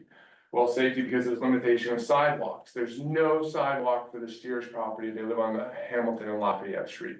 So what are we gonna do about that? Are we talking about an eminent domain proceeding for the Steers property? So in other words, or, they're gonna be buying a portion and forcing them to, or then building a sidewalk, then who's gonna be responsible? I'm responsible for the sidewalk on Lafayette in front of my house. The Steers gonna be responsible for it. The subsequent owner then gonna be responsible for it. Is that gonna be part of some eminent domain proceeding as to who's gonna be responsible for it? I mean, I think Steers would have a stake in, a significant interest in knowing what's gonna happen to their property as a result of the potential development, given that sidewalks are needed for safety. Particularly since we're talking about, 120 to 130 units, and some of those individuals are gonna be walking to school and parents are gonna be walking their kids to school. They should have a sidewalk to be able to walk on. Particularly given at the time of the day that they're gonna be walking is when there's going to be a significant amount of traffic. Cut through traffic that comes from the mountain, cut through traffic, people going to Princeton, Montgomery, and they all go down Hamilton. And one of the issues with Hamilton then is, are we talking about parking restrictions now? Because if we're talking, because people park on both sides of Hamilton, so when you're driving down Hamilton in the morning to turn onto, Broad Street. You've gotta stop, you've gotta let cars come to you, you then have to wait, and then, and then you've got this sort of sequencing event, and then traffic can back up on there. You're adding 130 units, many of those people will be driving to work, the way in which many of them will be getting to work, because they're not all gonna be walking to their new jobs in Hopewell Borough. It's going to be to drive through down Hamilton, or to cut down Lafayette and then make the turn on out, right? So I don't have enough information. What's gonna happen to the parking on Lafayette Street? Because you're gonna have townhomes, and the entrance to the townhomes is going to be on Lafayette Street. People are gonna park in front of their houses, right? So are you gonna tell them, and then what they're also gonna do is not gonna park in front of their house, they're gonna park in front of my house, right? So now we're gonna have the same issue we have on Hamilton is now gonna be on Lafayette Street. And we've got people who are already speeding down Lafayette, but now we're gonna have cars on both sides. Park, unless there's gonna be some sort of a parking restriction. With all due respect, I understand, right, the plan is that you're going to lease all of the units, right? You're not selling the townhomes, you're gonna continue to lease them. So then the question then becomes is like, well, then who's the property manager going to be? Because your tenants are only as good as your property manager. And those individuals, so that's concerning because property managers change. And as, a town, as an individual who bought in Hopewell, very appreciative of the fact that the people around me are also homeowners and have a stake in the game. And I also want to reiterate the same thing with the pilot program, which is it's really hard to make the argument that we should have a pilot program in the borough when we're suing the township over their pilot program.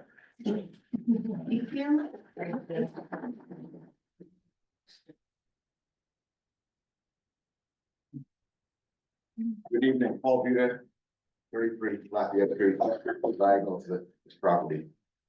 Today, I think is a happy day because this is what's supposed to happen. People have concerns. We've been talking back and forth. Council, I did the rare thing of calling Jeffrey Albert, took my call. We became texting, phone call buddies. We finally met tonight for the first time. He's a caring guy. Every person I run into talks about what a great guy he is. So we have somebody that cares, gets vested in the project. And I want to say that, and I designed a bike shop, and Mike's one of my best friends. And to hear a business owner's perspective, some of the best things I ever did was go to the borough being over here, this guy talking about, hey, I want to open a bike shop in Hopewell. And I went over to him, I had no right away to my son. I said, I'm an architect, and he's doing the planning board. Oh, yeah, because we have an architect, but we don't like him. I said, okay, here's my car. That's what we did. And it was, I love being part of the transformation, and that's what happened in this town. And I will say, just a quote I want to leave everybody with is, I grew up appreciating a lot of music, and I had the pleasure of meeting Harry Chapin, who wrote Cats in the Cradle and Taxi. Don't worry, I'm not gonna sing tonight. But he had an expression, when in doubt, do something. And it came from, I think, his grandfather or somebody. And I think that's what this project is about. We have to do something. And the question is, how do you do it? And I tell people, even with the petition went around, it's not how it looks, it's how it fits. And Jeffrey has studied this town. He really understands how to make this thing fit, and his architects are really. So I just want to say that that's what's happening here. We're trying to fit it properly. I still have questions about the density. I wish it was a little less units, but it's how it's going to fit that matters. And I look forward to the planning board meetings. Like you said, a lot of things Dave Mackey's talked with us are downstream. You can't answer everything up front. You gotta wait for those discussions to happen. And I hope everyone remains involved. So thank you. Thank you. Anyone else in person? Oh. Good evening, Tom Delesio, 42 Washington Avenue. I first want to thank the council for this. As Paul has said, this is really an amazing experience. 30 years ago, I served on the planning board and the borough council when we had the issue of the rural track. Anyone was here, they knew that there were 3 times the number of people here. It was very, very contentious, and we figured out how to deal with it. Dealing with that issue, we also came up with very detailed design guidelines for potential development within a portion of that property. We work with developers and others to develop those design guidelines. Our site plan regulations at best are basic. Basically, if you wanted to take an analogy, you see that beautiful picture of our train station? Our design guidelines and our site plan right now would build a New Jersey Transit bus stop. That's not what we want to see in this borough. So I thank you for this discussion. I look forward to the conversations here. I want to thank Mr. Albert and welcome him to Hopewell Borough. This is a special place. My wife had an interview here 40 years ago and said, I don't care if I get the job, I want to live here, live here, live here, live here. We bought a house and we've been here ever since going through. And it's because of the designs of our town that go back hundreds of years, but even last year and this past year. So some of the developments happening today is high quality. It's because developers are coming in. They're doing great work. But we shouldn't always expect developers to do your job. We're privatizing the design aspect and the public process of site plan approval. We should be coming up with specific design guidelines. I look in this audience right now, and there are 5 people right now who write a better ordinance than what we have on the books right now, and could actually design something that would make that look basic. And I challenge the Borough Council and the Planning Board to think about how to use the expertise here. If you don't have the resources to hire experts to do that, ask us. We'll help out. People are shaking their heads on that. We appreciate the need for housing, especially affordable and accessible housing. Thank you for raising those issues. That has to happen. But we also, I think, need to have a better understanding of what kind of units are happening. We need studio and 1-bedroom units. We need small places, affordable, really affordable places for people to have going through that. And so maybe you have more units, but you have smaller units and they're 1-person units. And maybe that does something different. And maybe we start thinking of it about 20 or 30 years from now, having actually better transit services as we go through. When Gateway opens up in the tunnel to New York, we may have the opportunity to reactivate this line. Do we start planning in 2035 or do we do it now? And actually build the demand to make that kind of service work? And I'm not asking Mr. Albert to do that. That's the job of the town. That's our job, that's your job. And I encourage all of us to think about that as we're going forward. What about the 4th floor? Does it have to be flat all the way across? Would you do setbacks? In my mind, if I had a 4th floor apartment, I'd be king. That's the most amazing opportunity to have. Why would you create an entire floor of that? Make it special, but only the design guidelines will allow you to do that. Right now, your ordinance will not. Even if you say, rather than 3 floors, we'll do 4 floors. You have to be more specific in your ordinances as you're putting them through. Why not develop a portion of Somerset Street? Why are we doing parking there? Why aren't there opportunities to actually spread it a little further and actually create the type of development that we have here in town? Street frontage matters. People want to see. There's people on porches, people in their front yards, etc. We also need to make sure we don't have flat development all the way down one street or another. There need to be breaks, and the ordinances need to write that in. You need to be specific about that, because otherwise you're relying upon the developer to do more work. You're actually charging him to do work that you should be doing as you're going through. I'm sorry, one more quick point, just go through. What about community use? We have the need for accessibility in a library. When we start thinking a bit about what our community needs and how we can actually use this, use the term, Mr. Albert, open space. We need to be real careful. Municipal land use law makes very clear. Open space is dedicated space for conservation or recreation purposes. Will that be public? Will it be a recreation area? We need to think about how we're going to use that. Thank you. And then last but not least, we need to think more about how we actually do this whole discussion. And the next time that the planning board doesn't have any site plans to review and they cancel the meeting, hold the meeting anyway. Have this discussion. Let people actually say what the future is, rather than waiting for the crisis to happen. Thank you. Thank you very much. Thank you.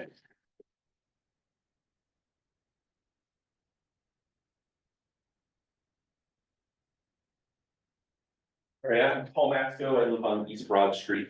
I was reminded as we're talking, like I read the description of what this meeting was about, which is narrowly focused on 3rd versus 4th floor. And I was reminded of a quote from Indianapolis coach Jim Mora, if those remember, where he said, "Yeah, playoffs." And the journalist questioned him, "Are you kidding me? Playoffs?" I thought, I just hope we can win a game, because they were very bad. And some of this is a lot of the, like, I share a lot of these considerations about traffic are really important to me, living where I am, right at the intersection of East Broad. A lot of considerations about the school impacts, and so, like, I share those questions, but like, I'm reminded of the fact that, like, we're talking about playoffs. There are future steps, future hearings where we can get into the experts, to be presented plans, and that's the time to hold their feet to the fire over those very specific questions. So it feels like we're getting ahead of ourselves. So channel a little Jim Horde here. In that sense, there are some specific questions that I wanted to throw into the pot for answering afterwards. One for our developer. That third and fourth floor decision.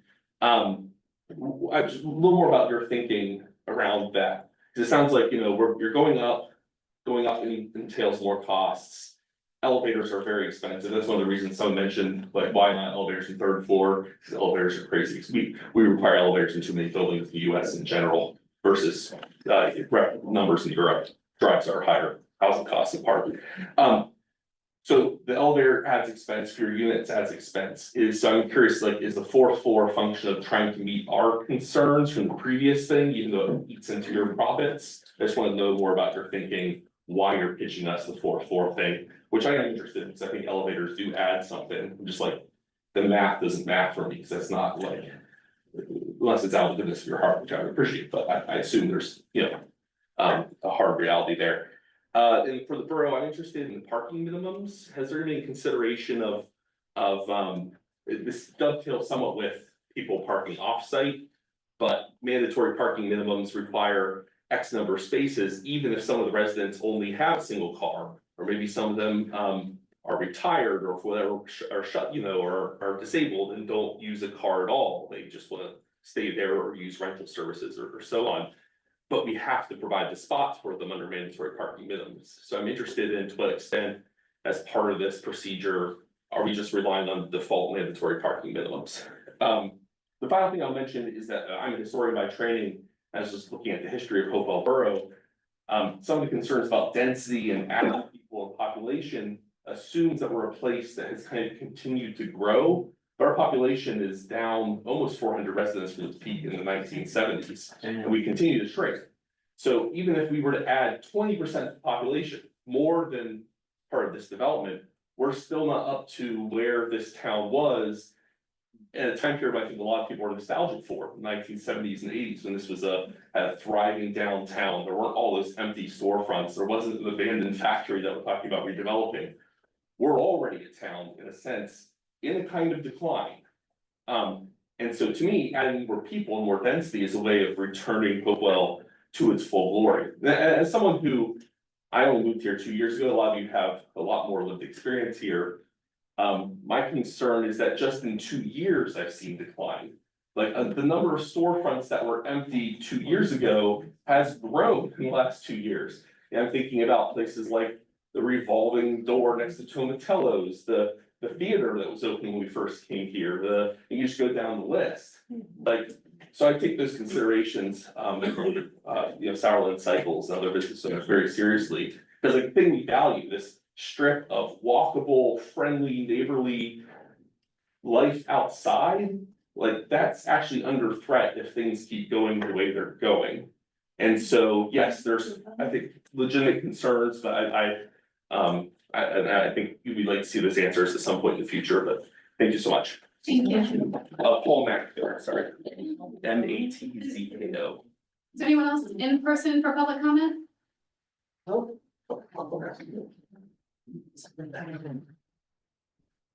My name is Rosemary Williams. I'm gonna take a different approach, not so much aimed at the development. First of all, I wanna say, as an attorney, I have a concern. I know there's some crossover, but people shouldn't be answering questions that are legal questions, okay? If it's strictly a legal question, then it should go to the lawyer, okay? So I would like to see less of that happening. And I'm gonna do something I tell my law students not to do, and I'm going to read. I'm concerned about the lack of respect the citizens of Hopewell are receiving in this process. Many of you know I feel that way. Let's review what's happened so far. When the ordinance was considered by the planning board, we were told there would be no opportunity for the public to comment, so some of us didn't go. I didn't go. I know others did, and they said they were allowed to comment. After an overflow crowd, bigger than this crowd, the night that the ordinance was proposed, and allowing this, what we consider a very, very big development, Hopewell 57, the council, even though the majority of people objected to it and voiced legitimate concerns about it, voted to enact it. We created flyers to alert individuals of various meetings. Probably some of you have seen them, and that's why you're here. So people would be aware of what was going on. They were criticized as having misinformation. They did not contain misinformation. Some of them were stolen and thrown into the trash by persons, we don't know who did that. A citizen who had nothing pending before the planning board received a call by a planning board member advising him he could not speak to any public official about this matter other than in a public forum. I was appalled to hear that as a violation of somebody's First Amendment rights. Nobody else seemed to care that much about it of our public officials. When a member of the public suggested that the empty gas station, which some of us have referred to as an eyesore coming into town on Broad Street, might be a more suitable location than 57 Hamilton, the mayor seemed to show disdain for that suggestion, but there was no response for anyone as to why Castro's is not a more appropriate development site for even this developer. Many of us want to know why this site. Okay, I know that you have concerns about it. It's been there a long time, but so has Castro's. A council member admitted saying, "This is happening, get over it," to a member of the public. When a suggestion was made that she recused herself, the response was, council was unaware of a code of conduct that would require somebody doing that to recuse themselves. We are all aware of the need for affordable housing. When we mentioned that that can be appealed, that there is new law, and we don't know what the numbers are going to be, is my understanding, and I read the new law until later this year, that we can appeal it, the number for lack of vacant land. I said I would volunteer to write the appeal for free. That seemed to fall on deaf ears. We were told that this meeting would be our opportunity to have a conversation with council and the planning board, amending the ordinance to address the size of the redevelopment. We created and took time to pass out flyers alerting everyone to the meeting. Late this weekend, received notification that that was no longer the purpose of the meeting, and we're given a long list of what the meeting would not be about, mainly all our concerns. Rather, the topic had changed to the builder now being allowed to discuss how they wanted the ordinance amended. We're not children. Council is there to represent us, not to decide what they think is best for us and impose it regardless of our wishes. We all know that most of the elections in Hopewell are unopposed. If you're a Democrat, you put your name on the ballot and you win. Perhaps it will not continue to be that when people realize how little concern current council has for our views. I know you say you do, but then everybody speaks to why this is a good idea. I received more respect from criminals as I was sentencing them to prison than I have received from this body at times. Council should realize I'm not alone in these feelings. So if you're not somewhat ashamed of how this has gone so far, I don't know what to say. Maybe it's time for some term limits in Hopewell, because if this is just about promoting your personal agenda and not the public interest, that's not what you should be there for. I was a public servant for most of my career. I may not have always agreed with what people said to me, but I can honestly say I listened and actually considered their views. Last year, we wasted a great deal of money defending a case against the former mayor because he would not allow someone to file an application late to become a marijuana vendor. What a waste of taxpayers' money. Thank you.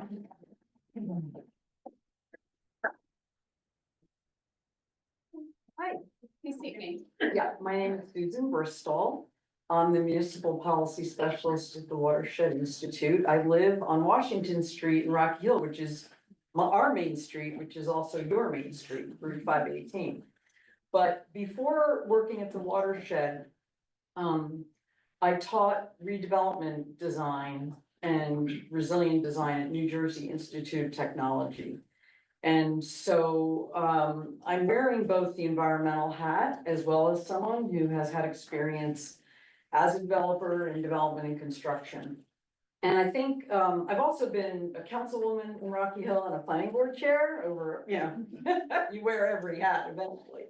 But anyway, I want to just remind the council who's in this unique position of entering into a redevelopment agreement with a developer, that you're looking at a site that has had 100 years plus of various alterations, functions, commercial, industrial. And what you do now has implications for the next 100 years. Okay, so redevelopment right now in what is already, some would say, an overbuilt state is really the only way for us to grow. So I'm really in favor of redevelopment, but the way that redevelopment happens is super important. And right now, I mean, you're looking at a site, I don't know, there's no information with the plan about what exists versus what's proposed. So for instance, it could be 100% impervious cover, just based on the looks of it. But the site is unique. It has a stream, as has been pointed out. It also, on New Jersey GeoWeb, appears to be a flood hazard zone. I mean, I don't know how you think you're gonna get all those ground level units, sir, with all due respect. You know, a flood hazard zone is really not the place where you put especially affordable housing, because all our flood zones have traditionally been de facto affordable housing. You know, those people who can't afford the high ground end up in the low ground, you know, it's a big problem. I should know, I'm from Wayne, New Jersey, which is like the epicenter of Blue Acres buyouts. But what I want to say is your plan is really seems very deficient. It doesn't have any enhancements for stormwater management. It doesn't acknowledge the unique conditions of the property, which is the stream, which is the history of flooding. This site is upstream of the other redevelopment site, Castoro. And between this site and that site, you have a lot of underground streams and culverted waterways. You've had flooding with Ida. I mean, the community knows better than me or you, sir, probably, that old infrastructure in historic towns is pretty common. But with climate change, we're having exponential problems. And it would really be best if you're projecting what's going to affect this community for the next 100 years, that you look at the relationship of these redevelopment sites to the natural systems and the watershed. And quite frankly, I mean, just to, you know, sort of elevate a little bit, the state plan is being reviewed and right now. And the two new goals that are new with this review are equity, which includes affordable housing, and climate, the environment. So even though this is a small town, are big relative to the scale of your community, and they are just as important as bigger projects in bigger towns. And quite frankly, when I read some of the plan, you know, I was concerned because it doesn't acknowledge with the human health and safety that this project could flood out those businesses you covet, you know, down on Broad Street. And what good is a business if it's flooded out frequently? And then this is the Eden Brook watershed. So this comes into Montgomery and meets the Millstone River. So, you know, you have to constantly think at big and small scale and fluctuate the scale. And the plan doesn't acknowledge these really important things that are really setting the stage for the 100-year, you know, the next 100 years. And just the question is, why don't we see a plan? Because I know how to do renderings, and nobody does renderings like that without a footprint. And the footprint would allow us to actually see if and how, in fact, there's more open space and less impervious cover. Those of us who can read plans, which are just diagrams, are way more useful than those 3D renderings. Right. In order to understand the potential benefits of a one story. Thank you so much for your. Anyone else in person for public comment? Please come to the front and state your name. Hi, Mary Labos. I'm fairly certain everybody that's talked before me has probably said everything far more eloquently. But I do want to reiterate some of the things I've heard. I'm concerned by the changed flood maps as well. Last year it's FEMA +3 now, so it's not just the FEMA flood hazard area, it's 3 feet up. And when you look at what the projections for Hopewell Borough is, it looks like roughly a quarter to a third of our properties are now in the floodplain. And that includes everything from Hamilton 57 down through Castro's, through the property that looks like it was just purchased, that used to be the boot camp. That's all in the floodplain. Everything's in the floodplain now. And I'm concerned that without a regionalized plan for how to deal with stormwater management in our floodplain, it's going to be hard to bring vibrancy to a town that keeps flooding. I think of like Manville. You know, what happens there if you know that you're gonna be flooded on a fairly regular basis? It's hard to really get that engine going if you're always cleaning up a mess. And I don't know if this passed the state legislature, but there was a bill that was going to require notifications for units that are in floodplains by landlords. So I want to know if the units are going to be marketed as being in a floodplain so that everybody's going in their eyes wide open, that during a bad storm, your car might be completely submerged and damaged and no longer useful, as well as these units will require to have a vapor barrier to prevent the contaminated groundwater from seeping into the units, because that also seems rather terrible to have units and affordable housing in a place where it could be damaging to people's health. And I do understand it'll probably be about 2 more decades before that groundwater is completely cleaned up. So I do wonder if perhaps an interim use of that property would make sense. Community solar is something that would not endanger anybody's life. It is supported by the governor and the BPU. You know, so there are other ways to make money in this town while we are cleaning it up and cleaning the groundwater up without anybody else suffering from those things. And because understandably, the park is not a feasible solution. Get it, we would need a ton of money to do something like that. Thank you for your time. Anyone else for in-person public comment? All right, seeing none, I'm gonna move to Zoom. There's one hand raised. Hopefully I can make this happen. Sandra, are you still here?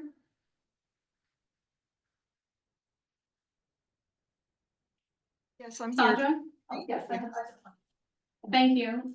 Would you mind just stating your name, please? Yes, my name is Sandy Caligiuri, and I live on Railroad Place across from the train station.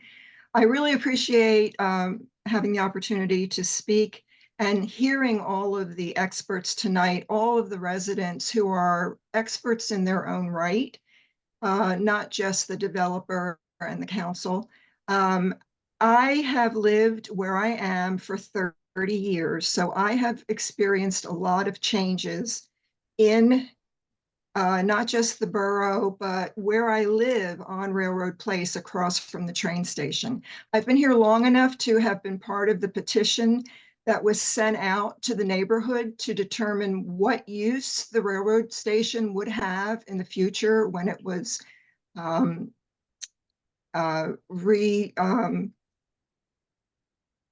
renovated. And so I am aware of the congestion. I want to address the issue concerning. Sorry to interrupt you, but we are having technical difficulties and we're unable to hear you clearly. Would it be possible for you to type your comment or question in the chat box and we can read it aloud? Yes.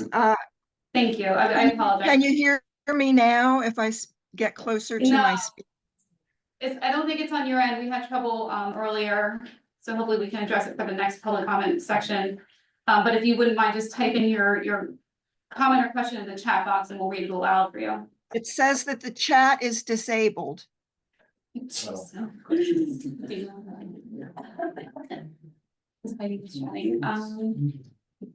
see. Can you try now? It says chat is disabled. Okay,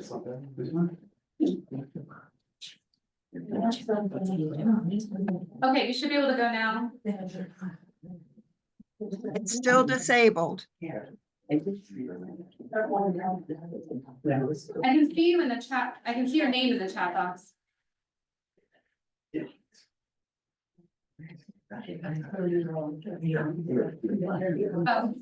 Oh. I can't. Can you hear me? I don't know. Maybe. Let's see if we can just possibly we can get on the laptop speaker, if there's a problem with that speaker. Sandra, can you say something? Yes, can you hear me now? I think we can hear on this. Oh, you can hear her there? Okay, great. Should we turn this off? Can you shut down or keep the volume down there? Oh, but if we turn it off, then people can't say so just because it. Yeah.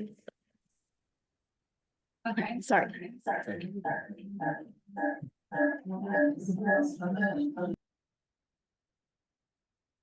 Are you able to hear me now? Hello? Yes, we hear you.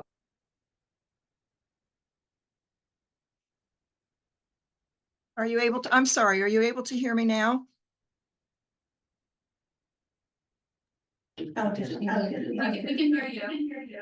All right. So what I wanted to say, I wanted to address the issue of volume and congestion with traffic. The developer previously seemed to have indicated that volume is not an issue, and I would disagree with that. Ever since Rose and Chubby's opened and we have Art Sparks on the other end, Railroad Place is very difficult to maneuver for parking Tuesdays through Sundays. I have to park on the street, and it's impossible for me to find parking now during those times that those locations are open, to the point where I have to park a couple blocks away and carry my groceries during those times instead of being able to park in front of my own place. There is a lot of traffic on Railroad during rush hour, just like, say, I believe they said Lafayette is a cut through, Railroad Place is a cut through. People cut through from Greenwood to wherever they're going out to 518 and use Railroad Place for that. It's very difficult also for recreation in the area. The train station's used a great deal of the time. There's a small playground to the left of it. There's a basketball court and swings to the right of it. And what I find is that they bring in recreation or entertainment that's far too large for the area. So it causes a great deal of frustration to the residents. And I believe that there's no respect given to the residents when something like a block party is done. They don't care about the volume of the noise and how it impacts the people who live there. So I just wanted to say that volume now is uncomfortable. That is an issue. And that's basically, I just wanted to give my experience as a renter and a resident now.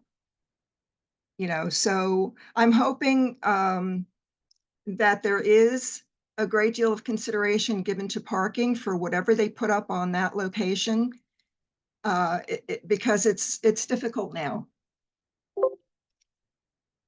And I just appreciate the opportunity to have spoken to you today. Thank you. Thank you. Thank you, Sandra. Thank you, technicals. Oh, sorry. Would you please state your name? Yes, my name is Deborah Rocky. I live on 10 Blackwell Avenue.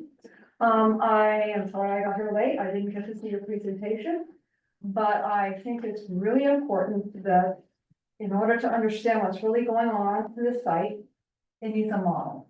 I think there's many options out there, 4 stories, 3 stories, public space, open space, no space, a parking garage. I think it's really important for for you, the board, to see it, as well as the residents in Hopewell, to see what you're talking about and what you're realizing. A lot of people can't read plan and don't understand renderings in a way, but a real model, I feel, is incredibly important. So we can all view it and have a response to it and react to it. That's all I have to say. Thank you. Thank you. Okay, anyone else for public comment? This is again, the first public comment section will be another one. All right, seeing no one, I will take a motion to close public comment. Motion. Deb, second, Samara. Okay, public comment is now closed. And we will move on to council discussion. So the main reason we're here today was to discuss the original renderings that the developer presented to us.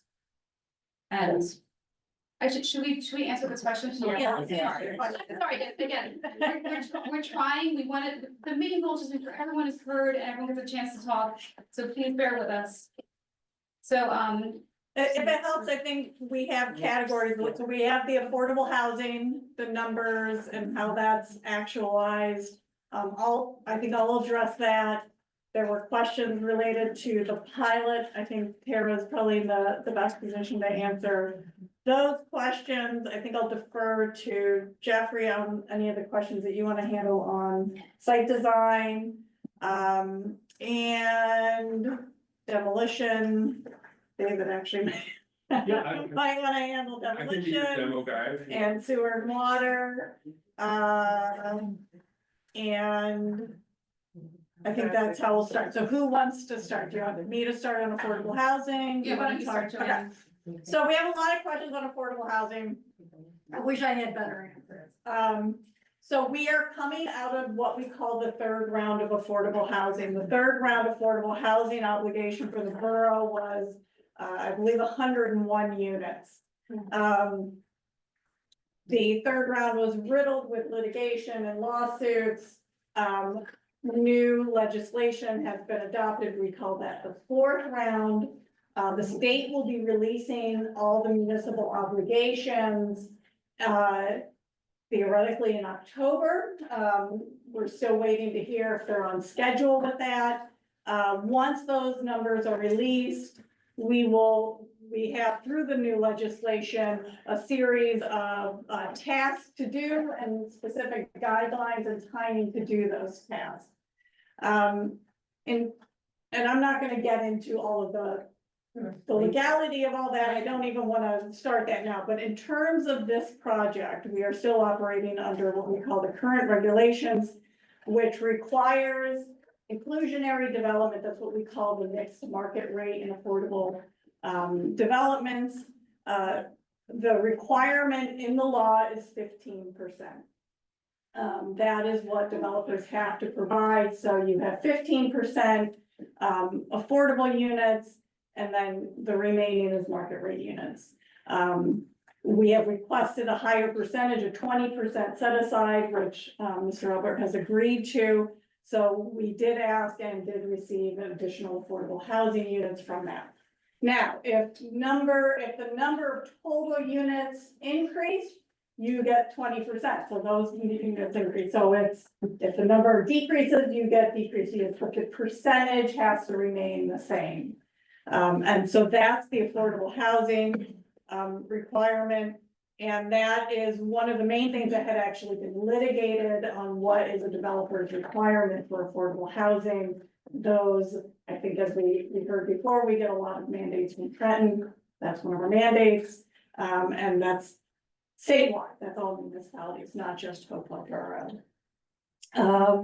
In terms of bedroom sizes, apartment sizes, affordability, there is a regulation that is a requirement. When you look at affordable housing units, it's called UHAC. It's another state regulation, and those UHAC requirements mandate the bedroom mix of affordable housing. So depending on the development size, you have to have so many 1 bedrooms, you have to have so many 2 bedrooms, you have to have so many 3 bedrooms.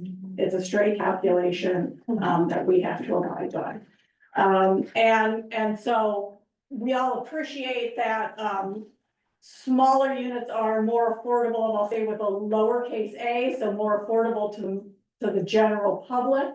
But in New Jersey, we are the only state that mandates affordable units with a capital A, through Trenton and through our Fair Housing Act.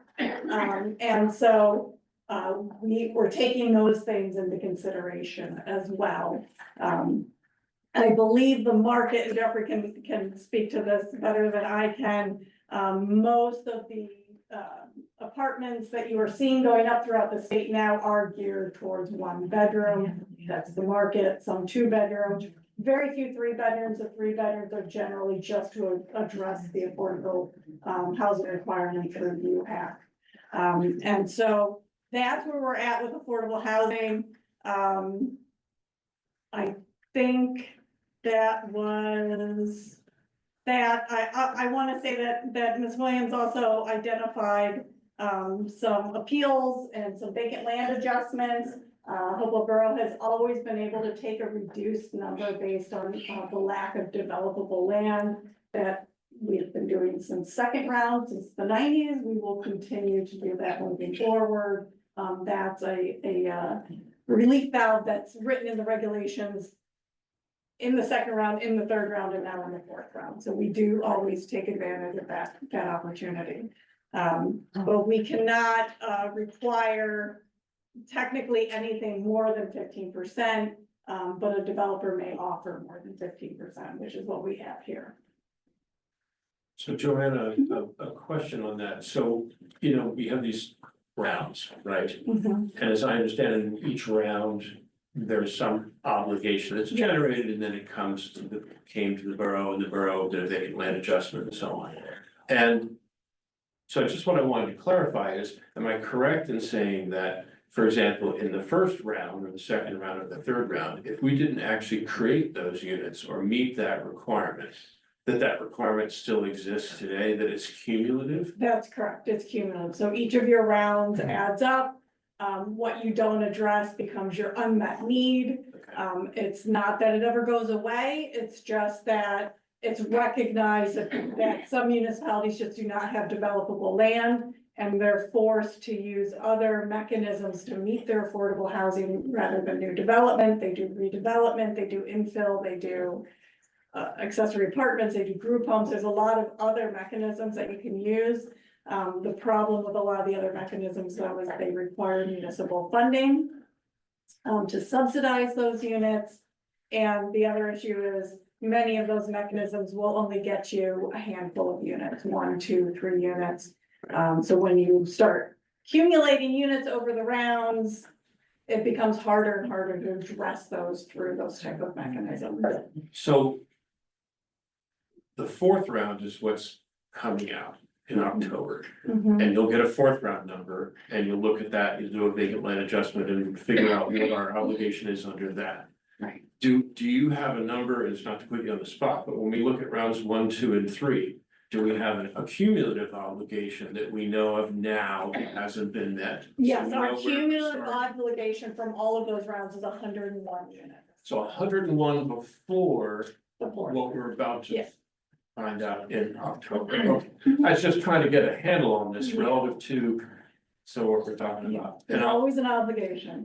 while I'm thinking about it, so I don't forget, Melissa, it wasn't 4 developers, it was 3. It was Hopewell Apartments, the Hopewell Inn, and the Lumberyard. What's Hopewell Apartments? I'm sorry. Oh, that's the Runyon tract, sorry, that was the former Runyon. And when they get construction now on Broad, that they have the. Behind the post office. Kind of, yeah. By the post office. By the Pope, yeah, but, so all together with those 3 developments, we end up with 2 units at the Lumberyard, 1 associated, actually not at Hopewell Apartments, but they Yes. basically got credit, they created 1 in another place, and 1 with the Hopewell Inn. So, and that was just to kind of illustrate, because altogether, that's, I can't remember how many units, but it's like 25 or something, and out of that, we get 4 units. So it's just to illustrate what a struggle it is to actually create any affordable units piecemeal as we go along, making the best efforts that we can. And I believe that probably more than we created in the previous decade. Sure, I have a question about that. Is there a point where, we're so far below our obligation that really triggers this builder's remedy? You know, like, is there, you know, like, do you know what I'm trying to ask? Yes, so, in the state of New Jersey, if a municipality, does not demonstrate adequate movement on their affordable housing obligation or does not, meet our due diligence and going through the process, and right now, we're back in the court process. Yes. Board round, but anyway, I won't even, it's like. A developer who wishes to develop an inclusionary development can file a lawsuit against the borough saying essentially, you have not met your affordable housing need. I have a plan to totally or partially meet that need.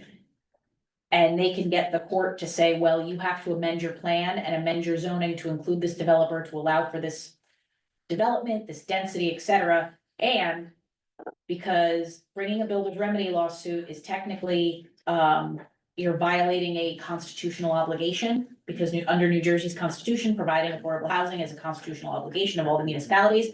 That developer gets their attorney's fees paid by the borough for filing that lawsuit. So one, you have to, the court can order you to rezone in a way that the borough may not have envisioned, and two, they can make you pay the attorney's fees. Yeah, yeah, So the problem with the builder's remedy is the planning board, the borough is not planning for that Right. site.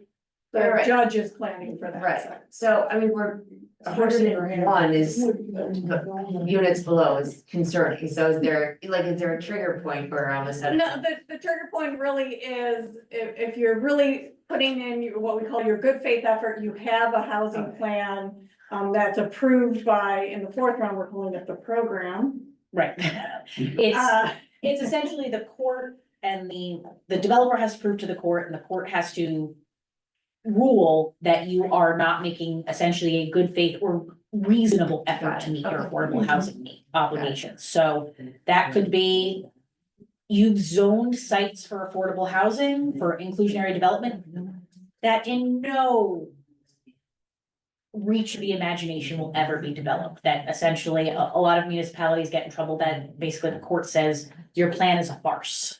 Yeah. You have zoned properties that you know will never get developed, and here is a developer with a site that could actually be developed, and that's how they usually get it. But in this case, right now, Hopewell Borough still has immunity from builder's remedy lawsuits because you've complied with all of your obligations. They're still. Okay, well, when you file your plan in the fourth round through the program, you'll be granted immunity from builder's remedy lawsuits as long as your plan meets all the requirements, et cetera. Okay. So is it fair to say that should this issue ever arise, it's important to show a history of affirmatively seizing opportunities within reason, right? To actually create affordable housing when you can. In other words, you may not be able to do it all, but if you have opportunities to, make a dent in it, and you have a history of actually. We do, the borough has consistently, in the last pre-COVID, every development that we can capture, we've captured a unit. One by one, we're doing it. Yeah. The other nice thing about the fourth round, well, I don't know if I'd call it nice, but the one thing about the fourth round regulations is that they are really promoting this. So for every unit of affordable housing that's created, you get what is called a half accredited bonus for that. So one unit becomes 1.5 units under this new law. So 26 units theoretically would actually be 39 Mhm. in terms of which you're credit. Right. Wow. I'm just trying to think, are there any other questions about affordable housing? Yeah, there was, What was the Andrew Osborne asked how many affordable housing units were gonna be, you want to know it compared to the two designs, correct? Right, so either way, it'll be 20% of whatever the total units will be. So currently, we're at, 26 affordable units, the way the original, ordinance was and the original concept plan. But it's a percentage base, so if you get more units, you get more affordable units, if you get less units, you get less affordable units, but you just have, it's just math. You just do the 20% on whatever, that's all. And also the question is whether it was rent or owned, and I think that was answered.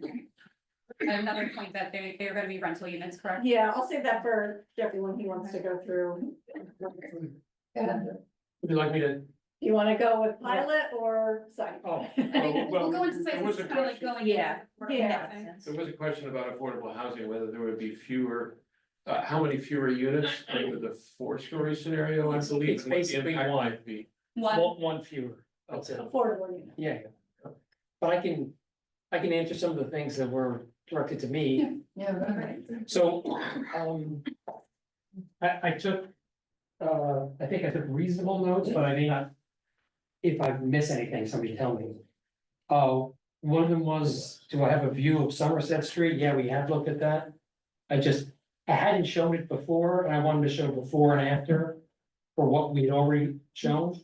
But that's available, and I've got it to show, but not here tonight. Okay. But we have looked at.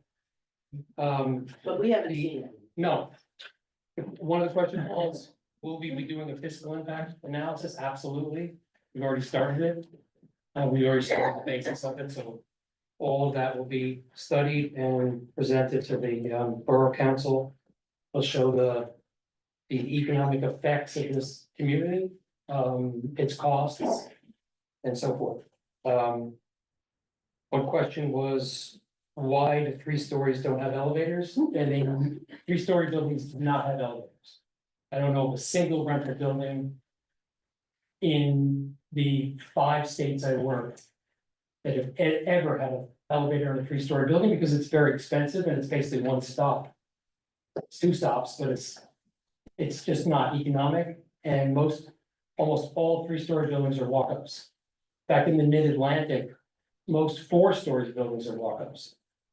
Got a question of, did we take the aerial electric out of the views?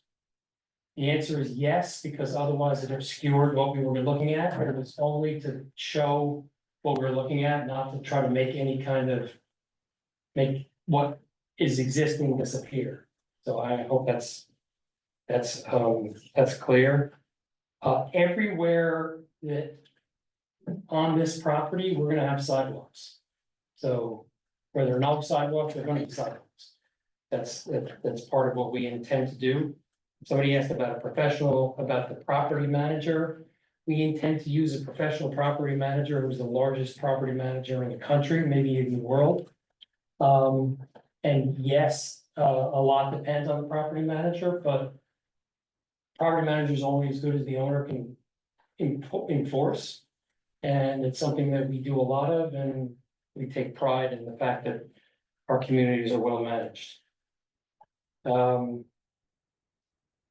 I got a question about, there was a question about the 4th floor, where did that come from? It was a combination of something that we had originally promoted, but it was also in reaction to community comment about why does there, in particular, Hamilton, why is there such large buildings on Hamilton Street? Isn't there a way of getting a little more open space? Isn't there a way of reconfiguring the site in such a way as to create a little more openness and space? And 4th floor is really the reason for that. And let me explain a little bit about the economics of elevators and 4th floors. The most expensive part of buildings are foundations and roofs. And a 4-story building economizes that to the extent that there's more building under a less floor and less foundation, right? Pretty straightforward. An elevator is expensive, but the savings that you get from the economics of going to 4th floor justify the cost of the elevator. Hope that makes sense. I think Okay. We do plan on installing vapor barriers. That's a part of the vapor intrusion remediation requirement. I think there were some parking questions, so I think there was a lot of confusion about parking. If you want to, maybe you could explain that. Well, yeah, I I want to know it's answer, still under. I want to answer one more question first. There's a question about why we didn't show a plan, an area plan. And there are two reasons. One is we haven't done a lot of plan. I mean, we've done enough plan to show you what we've shown. Number one. Number two is no one other than a professional can read a plan. I don't care who you are. No one experiences communities and buildings from the air. And that's the only reason to show a plan is for engineering purposes and to design, and we're not there yet. We just aren't. We've done enough of that schematically to be able to show a model of what it is that we've shown tonight, but it's just not, we're not yet ready to show that, and it won't describe, someone says, what is it gonna be like for a 4-story building in this location? I can't describe that in 2 dimensions. The only way to do that is to show you in 3 dimensions and from the ground, because that's the way you are going to experience it when you walk around and when you drive. So that's the reason I did not show a 2-dimensional plan. And then the question about parking, I'm not sure what the question is, I'm sorry. I just think there was a lot of questions about like where it's gonna be. Within the community. There and then the parking are across the street. 2 places that we envision, again, this is not all planned out yet. There are 2 places within the community that we envision parking. One is the lot on Somerset Street. And the problem with the lot on Somerset Street and why we're not developing that is because the dimensions just don't accommodate development on it. Is on Somerset Street, and then there is parking internally inside the larger lot. So there's 2 areas of parking. The 3rd area of parking is the parallel parking on the streets that will be designated. And that we intend at this point for that to be sort of a 2-fold solution. One is that it adds some parking. 2 is it also narrows the streets to prevent cars from going as quickly as they possibly can through the area. So these are early ideas and they're schemes, so. And Jeffrey, would you mind reminding us, I think you mentioned this before, how many parking spaces would be available per unit? 1.5.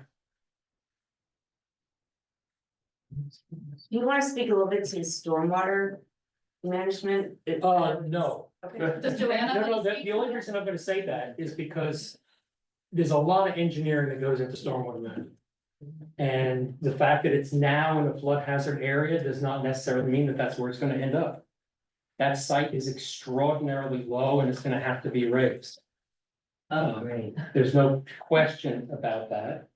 And I don't know, I'm not in command of the design of that yet.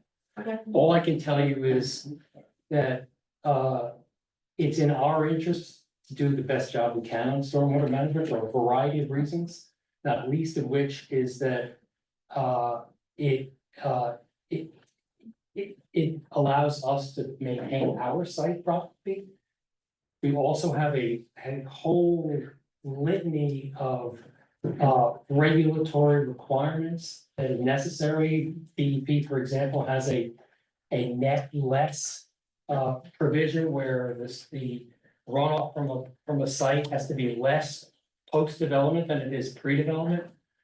I just can't describe, other than that, I can't really describe. That's what I meant in a broad term, Okay, right. how those things are addressed. I know it's a deep concern and it's a concern of ours. And it's gonna be subject to a lot of engineering and, we're gonna address it. So, I mean, and just to clarify, so all this comes up in the site plan application process, but you're also accountable to the state of New Jersey on all of these different rules, whether it's wetlands, stream encroachment, flood hazard rules. Yes. stormwater rules. And then the planning board basically requires you to comply with all of the applicable state, county, and so on rules. That's right. That's just sort of built into the planning board regulations, right? And then we also have things in the redevelopers agreement that kind of say they have to comply with all, but I just want to make sure people understand so that you have to deal with the state of New Jersey and all these things and get their approval before you, I mean, the planning board expects you to do all that. That's right. Yeah. It's typically right in the resolution of approval of any price that all these other approvals are required and no building permits can be issued until all of those permits are obtained, and so forth. So yes, that's correct. And I'm not an engineer, and I'm gonna qualify my statement, but in my general understanding of the rules governing floodplains and flood hazard areas is it's possible to build a flood hazard area, but you're not allowed to do anything that increases the risk of flooding elsewhere. That's right. That's And right. that's really important. I mean, there's a giant body of regulations. And again, I'm not the, wish our engineer was here, but that's always been my understanding is that, at the bottom line is that's why those rules exist. So that the state will not allow you to do something that basically creates an additional flood. Yeah, let me say it a little differently. Yeah. We cannot improve our site to the detriment of the sites around it. I mean, that is, a good way of putting you it. can't do that. Yeah. And again, all this. I guess I want to say one more thing, that no one asked, but I'll just say it anyway. It's our intention, if we're allowed to do this, to keep this forever. We're not building this to sell to someone else. And so that informs a lot of what we're doing. A lot of what we intend to do. It means that we want to use materials that'll last. We want to be able to have this maintainable as well as handsome and sort of timeless. We want to be good neighbors. Owning for a long period of time, I think puts a little different perspective for a developer in how they go about what they do. And that's what we intend, but if we're permitted to go forward. So. Thank you. We also had questions about the school. How do we determine how many new students will be there and the school can? That's handle part of that? the fiscal impact analysis it's a demographic analysis as well to try to show based upon data, a lot of it's collected by Rutgers. How many school age children we would expect out of this community, both from the market rate and the affordable apartments, so. And that all gets presented as part of the plan application, or is that a different stage of the? It will be, it certainly can be, it's usually presented to the Borough Council as part of the fiscal impact. But yeah, I mean, we're in the process of actually looking at that now. Right. And so Joanna, just procedurally, the fiscal impact part, where does that figure into the process? Is that part of the redevelopers agreement, or where do we consider that in going forward under? Well, most of the times the fiscal impact is part of the pilot agreement process, and Tara can explain that a lot better. Planning boards will look at some of that information. Planning boards can't base a decision on economic benefit of a development. That's not in their purview, but they'll often look at some of that information in relation to land use and land development. So there's some of that, and Tara can explain the pilots and decision. So that's a good way to tie it in, because I know there was Right. questions on the pilot, as far as the school is concerned as well. And just quickly, before we get on, so in that fiscal analysis, there's also some estimation of what the tax revenues would be from this redevelopment and then the pilot and everything. Okay, that's. There were questions about, what's called a pilot agreement. It is it's an agreement for payment in lieu of taxes. That means in a designated redevelopment area or a designated redeveloper, then they can enter into an agreement with the borough to, in lieu of paying taxes, make a payment that is a function of what their gross income is for a certain period. Pilots, usually the way they're set up is it is a percentage of the gross income that gets stepped up at some increment, usually between every 3 and 5 years. And the idea is that at the beginning of the pilot, it is a smaller percentage, the developer is paying a smaller amount, and that enables the project to get off the ground, so to speak. And for the life of the project, or not the life of the project, for the life of typically you tie it to how long affordable units are, so in this case, it would be 30 years. And it gets stepped up every 3 to 5 years, sometimes you do it 10 years. So the beginning they're paying less while the project gets off the ground, and by the end of it, they're paying quite a bit more as the project is online and hopefully fully occupied. And under those agreements, you have to, what benefit is that to the municipality? Seems like the developer is getting all the benefit. Well, the municipality gets to keep the bulk of those funds. Those funds, only a small portion go to the county. You don't have to pay your typical portion to the county, and you are not obligated to pay any portion. Is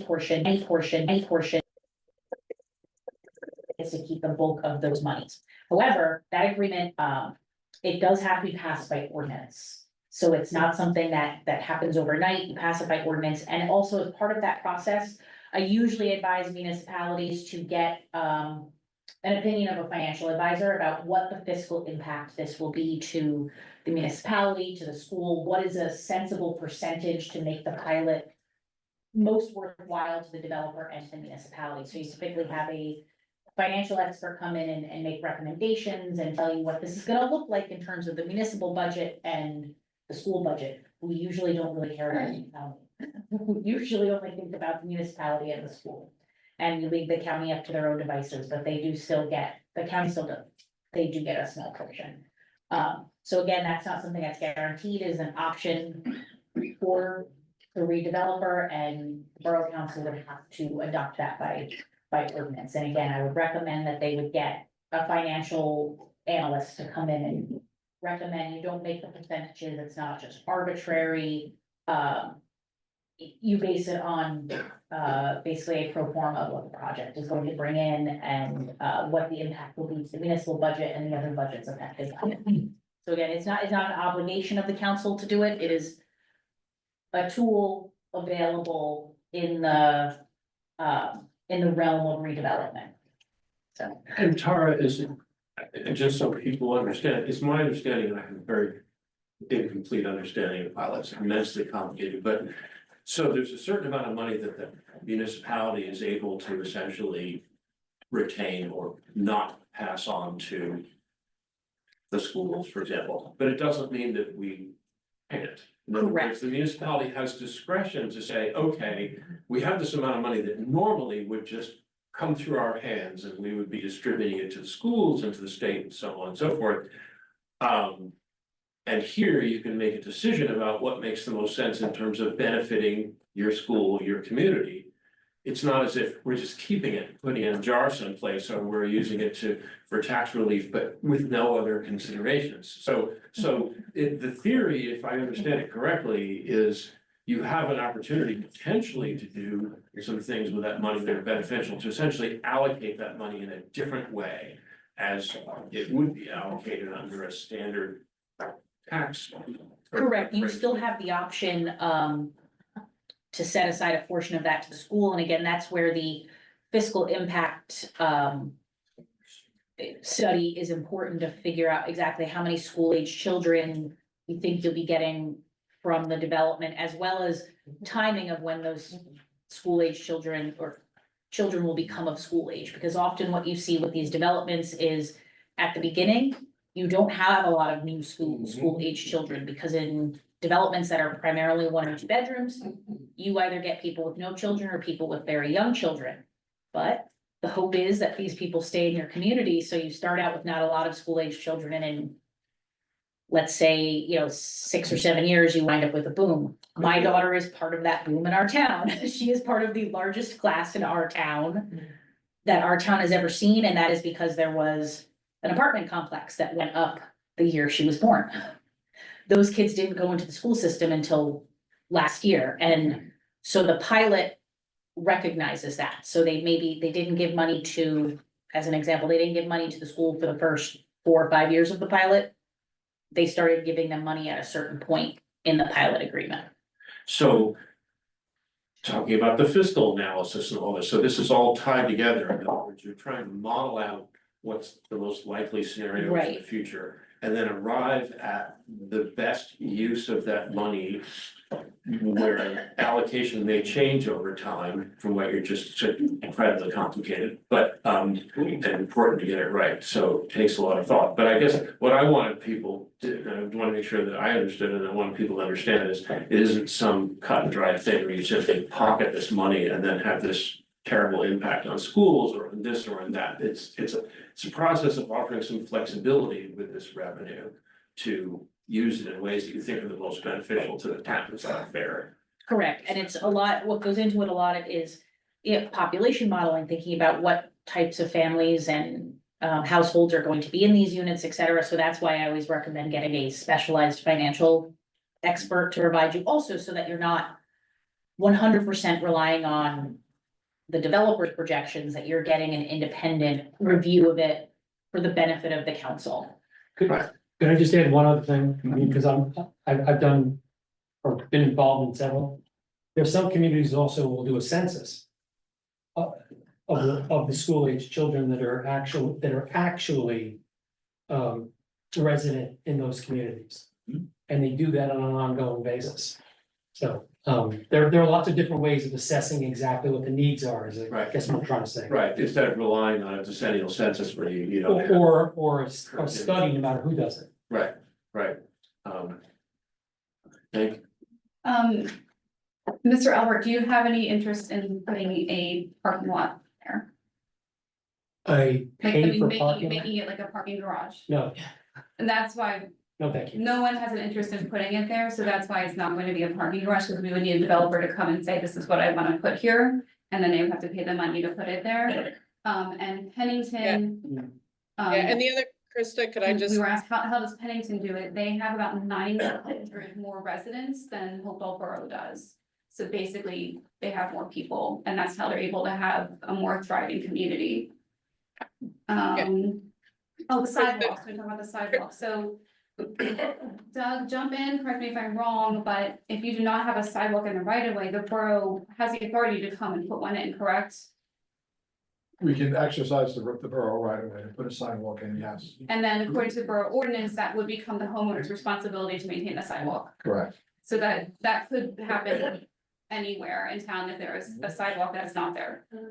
Okay. Correct. And actually with new development, if I'm not mistaken, we normally sidewalk to be put in as part of the development in the site plan application. I mean, it's been waived sometimes, I think it's okay. Joanna, am I correct on this? Typically, we will capture, for non-residential, we will always capture sidewalks if they're not there. For residential uses, we'll require a sidewalk if it fills in a missing tooth, or if it gets somewhere, we may waive it for a residential property if there's no other sidewalks. Right, sometimes you'll have a place where there is a sidewalk and then there's a gap and then somebody built a house where there's a gap. But does that include both sides of the street? So if this was on Hamilton, say, would the sidewalk only have to go in on the 57 side of that street, or would it have to go on the opposite side of Hamilton as well? Does that be both sides? So you're really doing only on-site improvements for sidewalks. Typically, that's the use of it. If you wanted it on the other side, then that would be more of a municipal function to have those installed. There is a portion of the property on the other side of the street, so. For Somerset. For Somerset, so that would, But not Hamilton. but not Hamilton, but that would like that little piece would trigger that need as well. I don't think that we have addressed in this meeting, Melissa asked about protection during demolition. So would you mind? Sure. You explained it to me, David, because of your experience, but I wanted to hear what Mr. Okay, sorry. Okay. Oh, what would you like me to? When you're demolishing that building right across the street from my building. Yeah. And all the mold and the disgusting, it's a nightmare. How would, and the people on Lafayette be protected for during the day? I'm not talking about the remediation of the soil. I understand that's totally separate, just So the there's- actual demo of the building. Yeah, first of all, it'll be done carefully, because it has to be done. All the things that, excuse me, the components that are dangerous get taken out and remediated before the building gets demolished. So if there's some asbestos, some components that are asbestos in the building now, all of that gets remediated before the building comes down. The building, it's not, I don't know what you envision, whether a wrecking ball or something, that's not the way demolition happens. I mean, it's done a lot more carefully with machinery that keeps everything on site. There'll be water, water spray, so it keeps all the dust down. There'll be noise. I mean, I'm not gonna say there won't be, because there is. But there should be no impact beyond our site at all for the demolition. Thank you. Okay, Historical requirements. oh, the historical. She has about what if. You're saying that it's part of the historical designation, and I don't know, is it just the Hamilton side or Lafayette side that is in the historical district? Because unless I just happen to be across the street from the historical district. I believe it's in the buffer zone, if I'm not mistaken. Yes, Joanna? It's in the buffer zone and it's new construction, so it gets oversight from the historic preservation. It's anything that you can see from the street, right? Right. I mean, the buffer zone is pretty much everything that's not in the historic district. Right. So Basically the whole town. Okay. Okay, why don't we do this? Please raise your hand if you feel like your question has not been answered. Oh, I did have a I've been checking them off Okay. on a list, so I actually had Okay, go a ahead. couple more. There was a question as to why not maximize the number of affordable units on site, and I think I took that question to be, why don't we just do 100% affordable on that site? And I can tell you, it's not financially feasible. Typically, developers that do 100% affordable projects, they get tax credits for it, and it is a very, very, very competitive program. And unfortunately, more, frankly, suburban towns just don't score high enough in the program to get to enter that program for developers. So a lot of the, criteria or like point scoring system, relies on access to mass transit, walkability, and when they say walkability, they don't just mean a quaint downtown, they mean walkability to a major food store, walkability to schools, walkability to work, and that's another criteria is employment within the municipality. So unfortunately, a lot of our suburban municipalities don't score high enough, and so projects in places like Hoboken and Jersey City and North, they're the ones eating up those tax credits. I can be a little more pointed about this Yes. site in particular, because there was someone who was very interested, who was an affordable housing developer. Who looked at this site carefully, proposed 160 units, by the way. All affordable, and could not qualify for all of those reasons.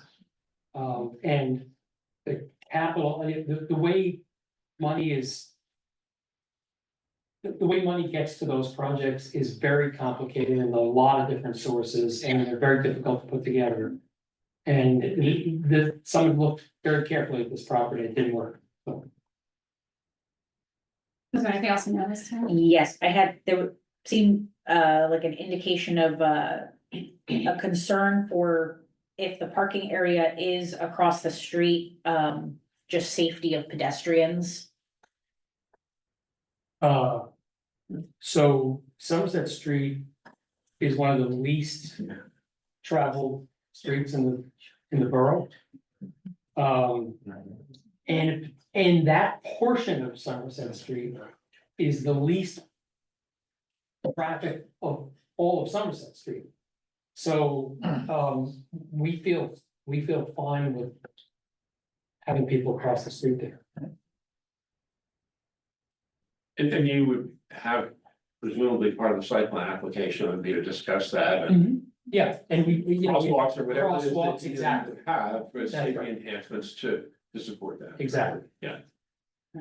There was a question about water and sewer impact. We have capacity in both. Yeah. There we go. There's a question about whether the borough has a fire truck or access to a fire truck that can handle the 4 stories. I checked with the fire department, the district, and they have. The capable. Yeah, as it's called. Fairly close to the building. The other thing I would just, repeat for a lot of people is it would be fully sprinkler building. So, it would be, quite safe from that standpoint, have a sign use connection. There'd be a lot of different ways to fight a fire if everyone occurred there. And during site plan application process, the fire official also reviews all site plans and provides comments. And I think that is all I. I had, there were just 2 quickly that I had in my notes that, and Jeffrey, you may have touched on one, but one was a question about whether it be a vapor barrier. Well, the way it was worded was to prevent groundwater from entering the building, but vapor barrier is actually to prevent vapor intrusion in the building at any rate. But it's my understanding, if I'm correct, that because the existing building has a vapor intrusion issue and has a vapor mitigation system in it, that any new buildings on the site, or at least whatever portions would trigger a vapor intrusion requirement. Yeah. You would have a VI system, that vapor intrusion system, and that's something that you would be developed in concert and installed by Rockwell. We would install it, we would design it in concert With them. but yes. And then they would obviously have to, would they be responsible for the maintenance of? They would be responsible for the reporting to DEP, Okay, and we would maintain. okay. So, if that's a scary prospect of vapor intrusion, it's basically like it's a very simple actual, mechanism. And it's like, Radon. Radon, It's that's, exactly I'm that. sorry, I couldn't think of it. It's like a radon system, but, beefed up and more robust. Yeah, so, and just quickly, the way these things normally work, is you have a system of perforated pipes underneath, it's like you would pour the foundations, basically. You put in a system with a series of perforated pipes underground, it's very similar to what you'd have for a radon system in your house. And there's a whole system that actually withdraws the vapor from underneath the building. Then you're putting a barrier on top of that, and that's the vapor barrier part. Some of those are like poured liquid barriers, some of them are plastic, whatever, but anyway. And that whole thing is integrated into the building structure. And then you put the slab on top of all of that. And so Right, you and then have. It vents out. Exactly, and it vents out of the building, and it's because it's integrated into the building, it's much easier to make it, 100% effective, because you're designing it as part of the building. And Yeah. that's, hopefully gives people some assurance. And there was another question that said, because of the existence of the flood hazard area on the site, would units be marked as located within a floodplain? I think that might be, is it fair to say that you would have to engineer the site in such a way that the units didn't flood? Well, the units would not be in the flood hazard. I mean, Okay. we're not permitted to build new construction in a flood hazard area. And so the units themselves would be out of it. Here's what I'm gonna suggest, since we are here, council's here to discuss which version of the plan we are going to consider, and if we are going to see about amending the ordinance to allow the 4-story structure there. We have heard only a little bit about that from the audience, so what I'm gonna suggest is we do the next public comment section before we have our discussion, to give people another opportunity to address that issue, give your thoughts, questions, concerns about that, and then anything that wasn't addressed in this round come up again, and we will try to answer your questions, and I think we'll just keep it old school, and after you ask or give your comments, we will address them there. So, is that good with you guys? Yeah? All right, so I'll take a motion to open public comment again.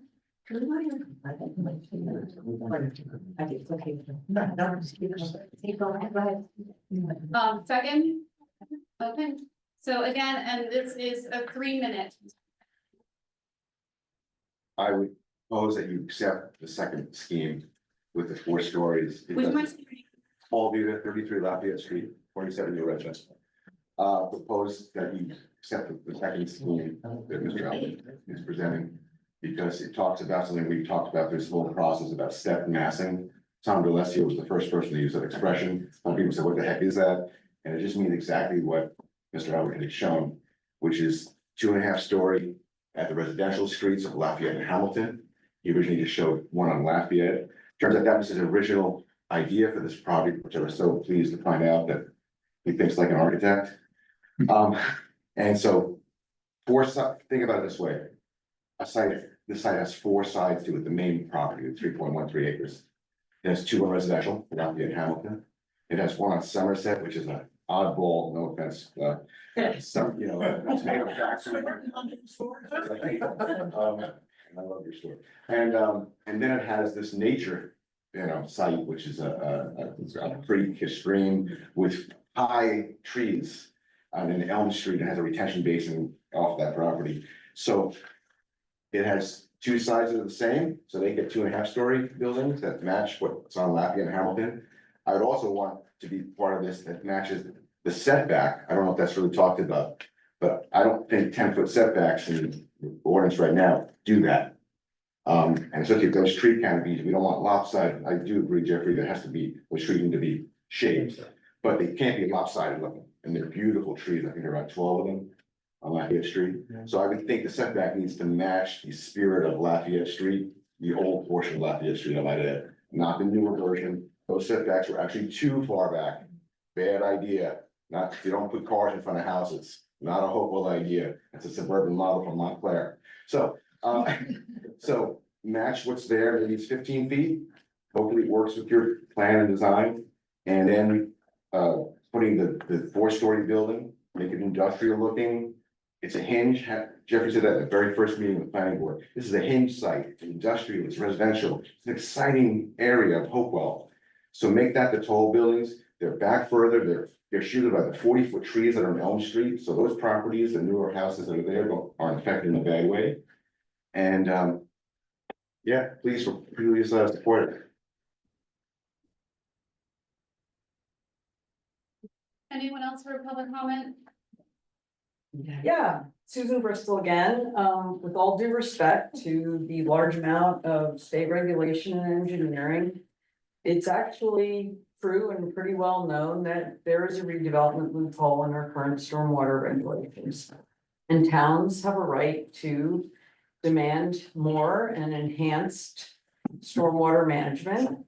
And redevelopment sites are currently in this loophole that exempt developers from what would apply to someone developing a greenfield. So I know that we're not going into the details on that now, but I think we all know with climate change and flooding that we've all witnessed, we're not engineering our way out of this problem. And you know, it's obvious that if we're building up the site, we have retaining walls and all sorts of 3-dimensional conditions that are going to exacerbate flooding elsewhere and downstream. You aren't going to collect all your stormwater underground, you know, you have enough underground water, right? We know that. So I just wanted to run through a couple of opportunities that you have with your development since you're making some amendments. So the specific goals and objectives include environmental remediation. They should require that the environmental systems and features are repaired and restored. That would include the stream bank, which isn't mentioned at all in any of these bulk standards or setbacks. It should not only be a high quality development, but a low impact development. And the integration of efficient, environmentally sustainable building designs need to include the site design. The bulk criteria, the setbacks are inadequate if they're referring to your stream corridor, and you should be demanding more than what is currently required in your ordinances as a setback and a buffer to the stream, especially if this whole site's being piled up with fill and retaining walls. The natural system will be negatively impacted by that potentially. So the stormwater management is not a 2-dimensional thing. I mean, we're not seeing any plan, but it's a 3-dimensional thing. So it needs to be a design consideration. All of these things that you're putting in this plan, you know, are setting the stage for the design parameters. So you absolutely should be referencing these issues of flooding and stormwater. Thank you. This needs a lot of work. Please continue this conversation, another time so that you can get all of the feedback that Tom and others have mentioned that is valuable at this stage of the process. Thank you. My name is Alan Yang and I live on Elm Street. And I would encourage the council to either deny the request for a variance or at least table the vote to a future meeting so that you can really study this issue. I think that Mr. Albert kind of revealed his hand about 20 minutes ago when he indicated that cost was a primary consideration. I didn't say that. Is it not? Will it be cheaper to build it 4 stories? I did not say that. Okay, but you talked about how buildings are built and how it's the I'm foundation. trying to explain why an Okay. elevator was economic in a 4-story building. Okay, whether there will be an elevator put in there or not, we don't know for sure. I just think that when you're talking about a change to the a variance, that's a big deal. We have ordinances for a reason. And I think that before we hastily embark on a path where we're green lighting variances like they're, you know, like we're handing out candy, I think we just need to put the brakes on a little bit on this particular issue. Because at the end of the day, Mr. Albert is a businessman and I respect that. But some people here who have characterized him as a friend to Hopewell, I would maybe think about that a little bit and perhaps consider more that he's a businessman who wants to make a profit from developing this land. And for the council, I would say, please consider whether you're not, it feels like you're acting out of desperation a little bit with this project. Have you considered brownfields solutions where the land can be remediated and reclaimed and cleaned up, and then you would be in an advantageous position then to seek a developer to do whatever with it, whether it be residential, commercial, mixed use? Just feels like now you're telling us this is our last chance to do something. If we don't do this now, we'll never do anything. I have a hard time believing that that's the case. I know you've had a lot of swings and misses over the years when it's come to developing this property, but I'd like you to really think hard about whether cramming this many units onto that space is in anybody's interest except for the developer. So I'll just leave it at that. Thank you. Real quick, the borough does not own the property, so we don't have any power over just doing something there. A developer has to come and say what they want to do there, and then we can approve or deny it. And as far as amending the ordinance, this is just discussion on whether or not we are going to go through the ordinance process again. So say we go through here, this process tonight, we vote to vote on amending the ordinance. The new ordinance will be introduced at the October 7th meeting. And then there'll be a hearing in the November council meeting, and that's when we'll actually decide whether the ordinance be amended or not. So this is really just a discussion about the next discussion. So there will be more opportunities to hear this out, but now we're just saying, do we attempt to amend the ordinance or do we not? As Joanna said in the beginning, if we don't, nothing changes and things stay the way they are. If we say, yes, we actually want to consider this, the new ordinance is introduced October 7th, voted on November. So it includes public comment. And the meeting in November will include public comment with the hearing for the ordinance. Anyone else have public comment? Okay, Melissa Cookman. Sorry, my questions are all over the place. What are the average rents going to be on these buildings? I have no idea right now. No idea? Not really. Okay. How can you build something and not know how much money you're gonna make? I'm sorry, I'm surprised that Can there's you tell no. me what the rents are gonna be in 2 years? Okay, what if it were today? You can't answer that. I'm not. gonna Okay, answer. okay, all right, that was, which is my question. As far as the, economic impact and the school numbers, I think it's important for us to all know that before, like, as part of the site plan.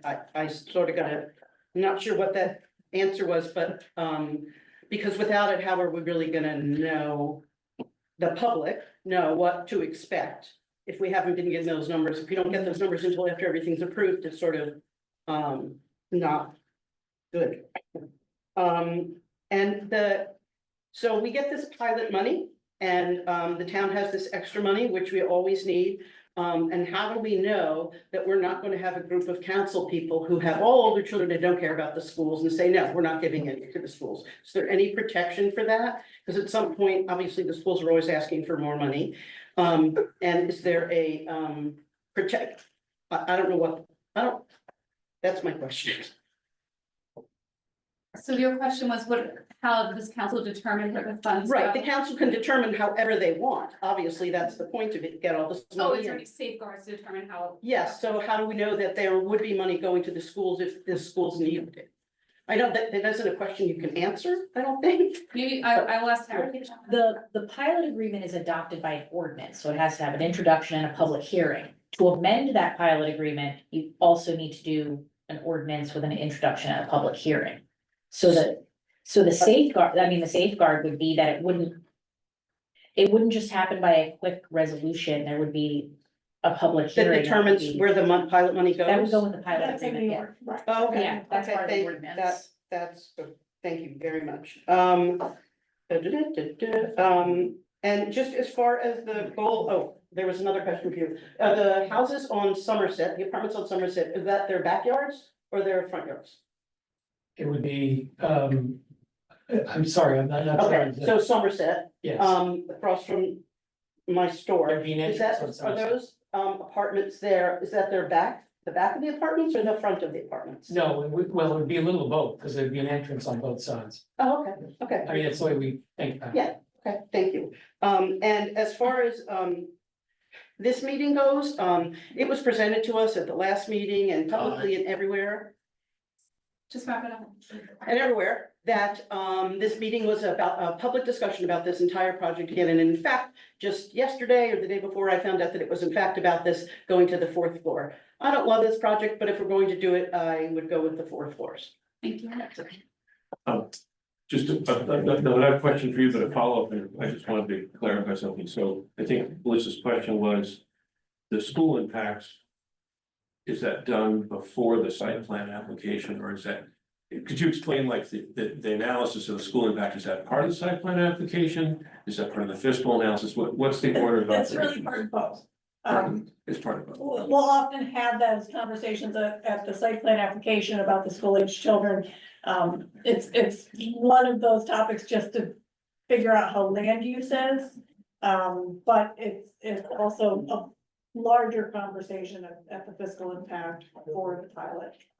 Is that But it? you'll hear about it, a We lot. can, it sounds like the redeveloper is amenable to providing that earlier than the pilot discussion. We could, as part of the redevelopment agreement, oftentimes you'll set out like, okay, these items aren't in our checklist for the planning board, but when you go do your site plan, you have to provide us these extra few things.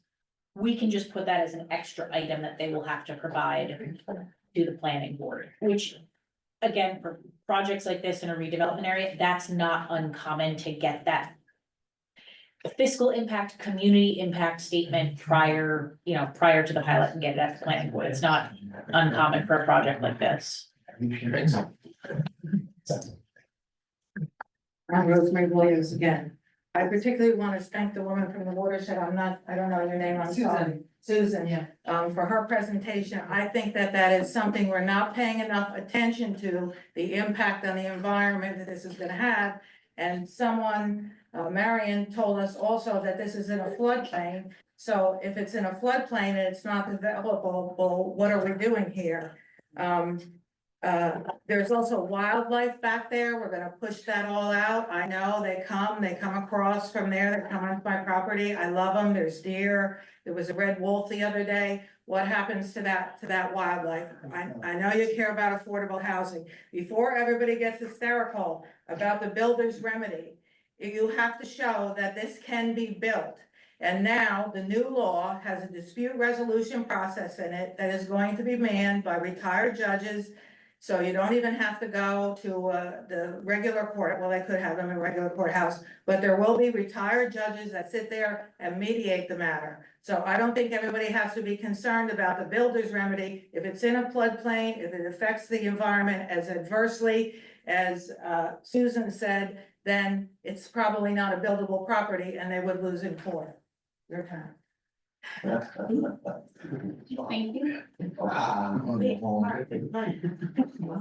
You don't have to walk all the way over here. I just want to lean on the wall. I'm sorry, would you mind stating your name again, sir? Mark Peters, 83 West Prospect. A lot of talk about the schools. Again, I'm gonna talk as a private citizen, not as the current board member. For the group to know, you all have the obligation to ask Mr. Albert to bring anything you want to him regarding your questions on the schools at any point in the process. It doesn't have to be at a certain process. You guys have the right to ask that. So we can say to Mr. Albert, we want to see what's gonna happen in year 1, 2, 3, 4, 5, 6, 10. And to your comment, the big thing here is the kaboom 5 years later. The 2 people move into the 2-bedroom apartment and then they decide to have children. And that doesn't happen 3, 4, 5 years later. So the impact we make now on the decision of what we do in year 1, 2, 3, 4, 5, we should be asking about year 6 to 10. Hence the lawsuit that you filed against the township. The reason why that happened was because the township made a decision to play the game with the developer. And the game they played was, tell us what you want to do. Well, we're going to tell you what we want to do. And this started for 10, 15, 18, 22 years. Nothing was ever put in writing because legally, with the pilot, nothing has to be put in writing that says that you guys have to give money to the school. You guys have the ability to do that, but legally, you don't have to do that. So you guys make that decision. We are in control of this process a lot.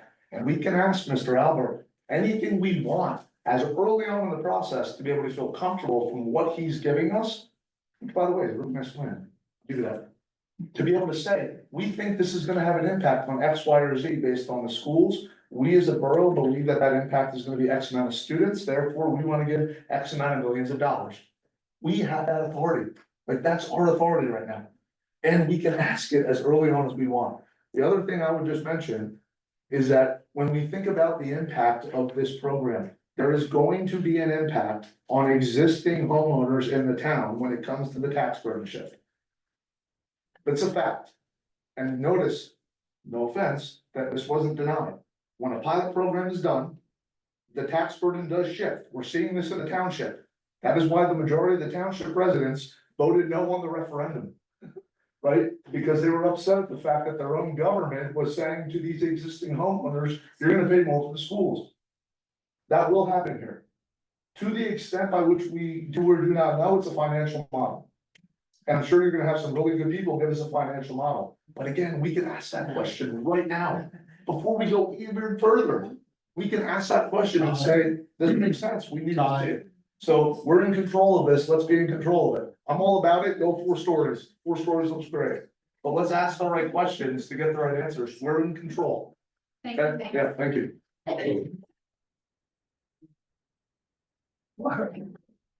I'm going there.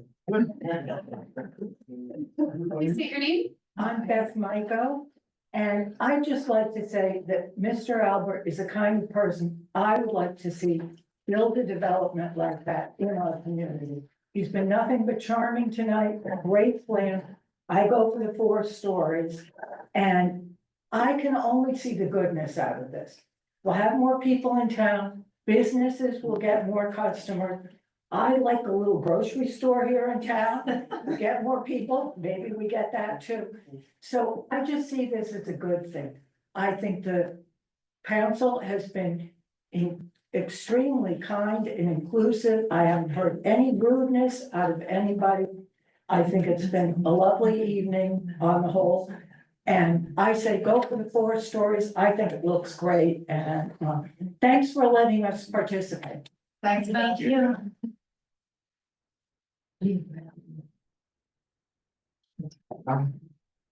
Please state your name. Andrew Oswald again. Before I start, I just want to say I've heard of hearing aids.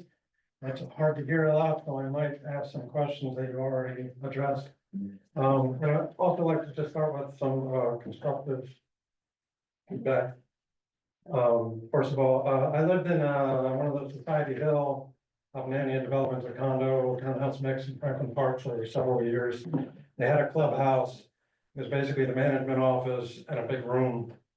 And it was good for like parties and not much else. With people working at home more often, as I did then, I would often have to go to a library or wherever. Hopewell Library does not have any significant workspace, so I would ask that you consider having basically office space for residents, and not just like four cubicles, 10, I don't know, 15. Another thing I would like to see you consider is, as you know, they're putting in a Whole Foods out on, is that Blue Six? So we got a lot of Amazon deliveries here already. Amazon owns Whole Foods and there's no supermarket in town.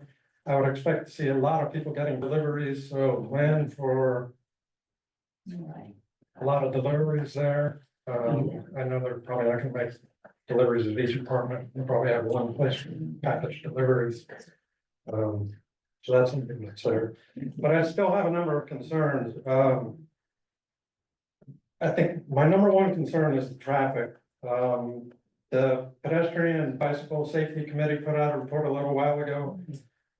In that report, the crossing guard was almost hit by a car. Another incident listed in that report was a car accident that happened right in front of the elementary school, where one car stopped for pedestrians crossing and another car just rear-ended them.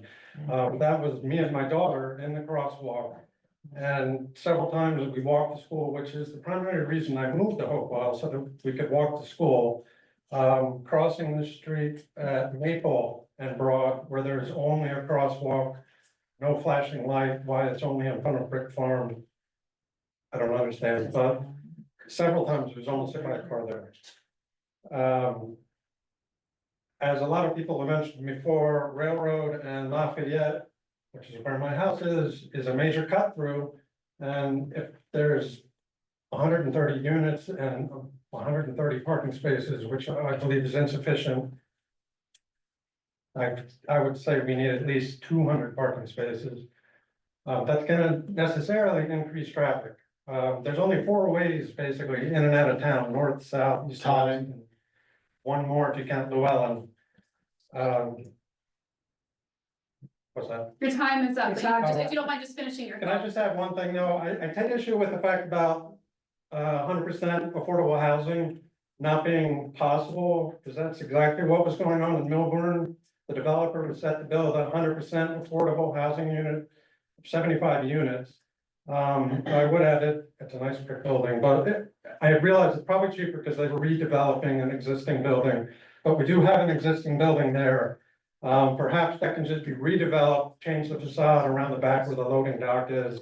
But if we are only asking for 20% affordable housing, we would have to put in over 520 units to meet our 100 obligation, and that's just not feasible. So we need to ask for more than 20%. 15% is only the minimum. Thank you. Mr. Osborne, do you wanna stay up front so you can hear the answers? I'm sorry? Do you wanna stay up here so you can hear the answers better? Okay. I just wanna talk about the pedestrian and bike safety real quick. Mr. Albert has asked the Pedestrian Bike Safety Advisory Committee here for their recommendations for safety improvements around the development, and they have given them to him. So he does have those in hand. And I don't know if Mr. Albert, if you would address any other concerns or questions? I can, I mean, not sure which ones you'd like me to answer. The building cannot be used for anything else. The building, I mean, you mentioned that maybe you can redevelop that building. The building is a disaster. It's the deferred maintenance on it, the location of it, it's below grade. I mean, it's just a disaster. I just throw that out there. So ignore that possibility. No one will do 100% affordable housing there. But that's what was going on in Milburn. Milburn is an entirely different circumstance.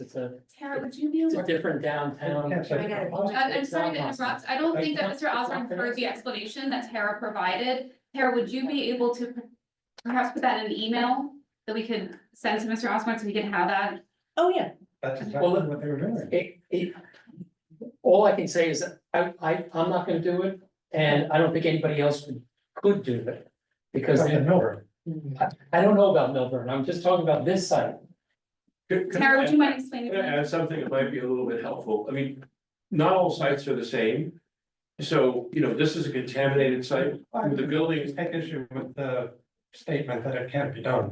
No, let me just explain to you, it's a contaminated site, okay? With a building with a $2 million demolition cost, okay? That affects the economics of doing a nonprofit redevelopment. I mean, you may have a site in Milburn, it's a greenfield, it's not the same thing. I'm just gonna tell you, as somebody who spent 30 years cleaning up contaminated sites, it isn't.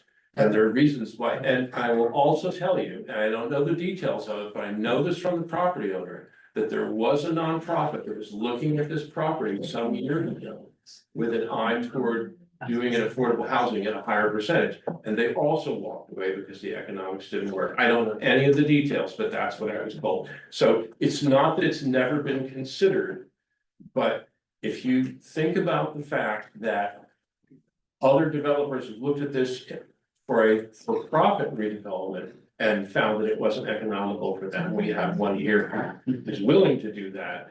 It should tell you that the economics of this particular site and the costs associated with this particular site are problematic. That's just what I wanted to add. But Tara, maybe you wanted to explain. And that's what typically 100% affordable projects, the way that a developer makes it financially feasible is they get tax credits. Those are very competitive programs. A lot of times suburban communities don't score high enough because they don't have good enough access to mass transit, walkability, things like that. The project in Milburn, I suspect was funded, one, because it was funded almost a decade ago. So different rules probably, and again, a decade ago, we're working in a different environment now, almost a decade later. And two, that site is right near the train station in Milburn. So that probably scored pretty high within the rubric, whereas here we don't have those same factors. And also, I'm not sure, but I suspect it's not a favorable element to be on a site that needs significant remediation with vapor intrusion systems in it, to be a 100% affordable project funded with tax credits. So that's one of the reasons I can think of that it may not have worked out in the past. But I know, as Mr. Mackey said, it was considered in the past and just.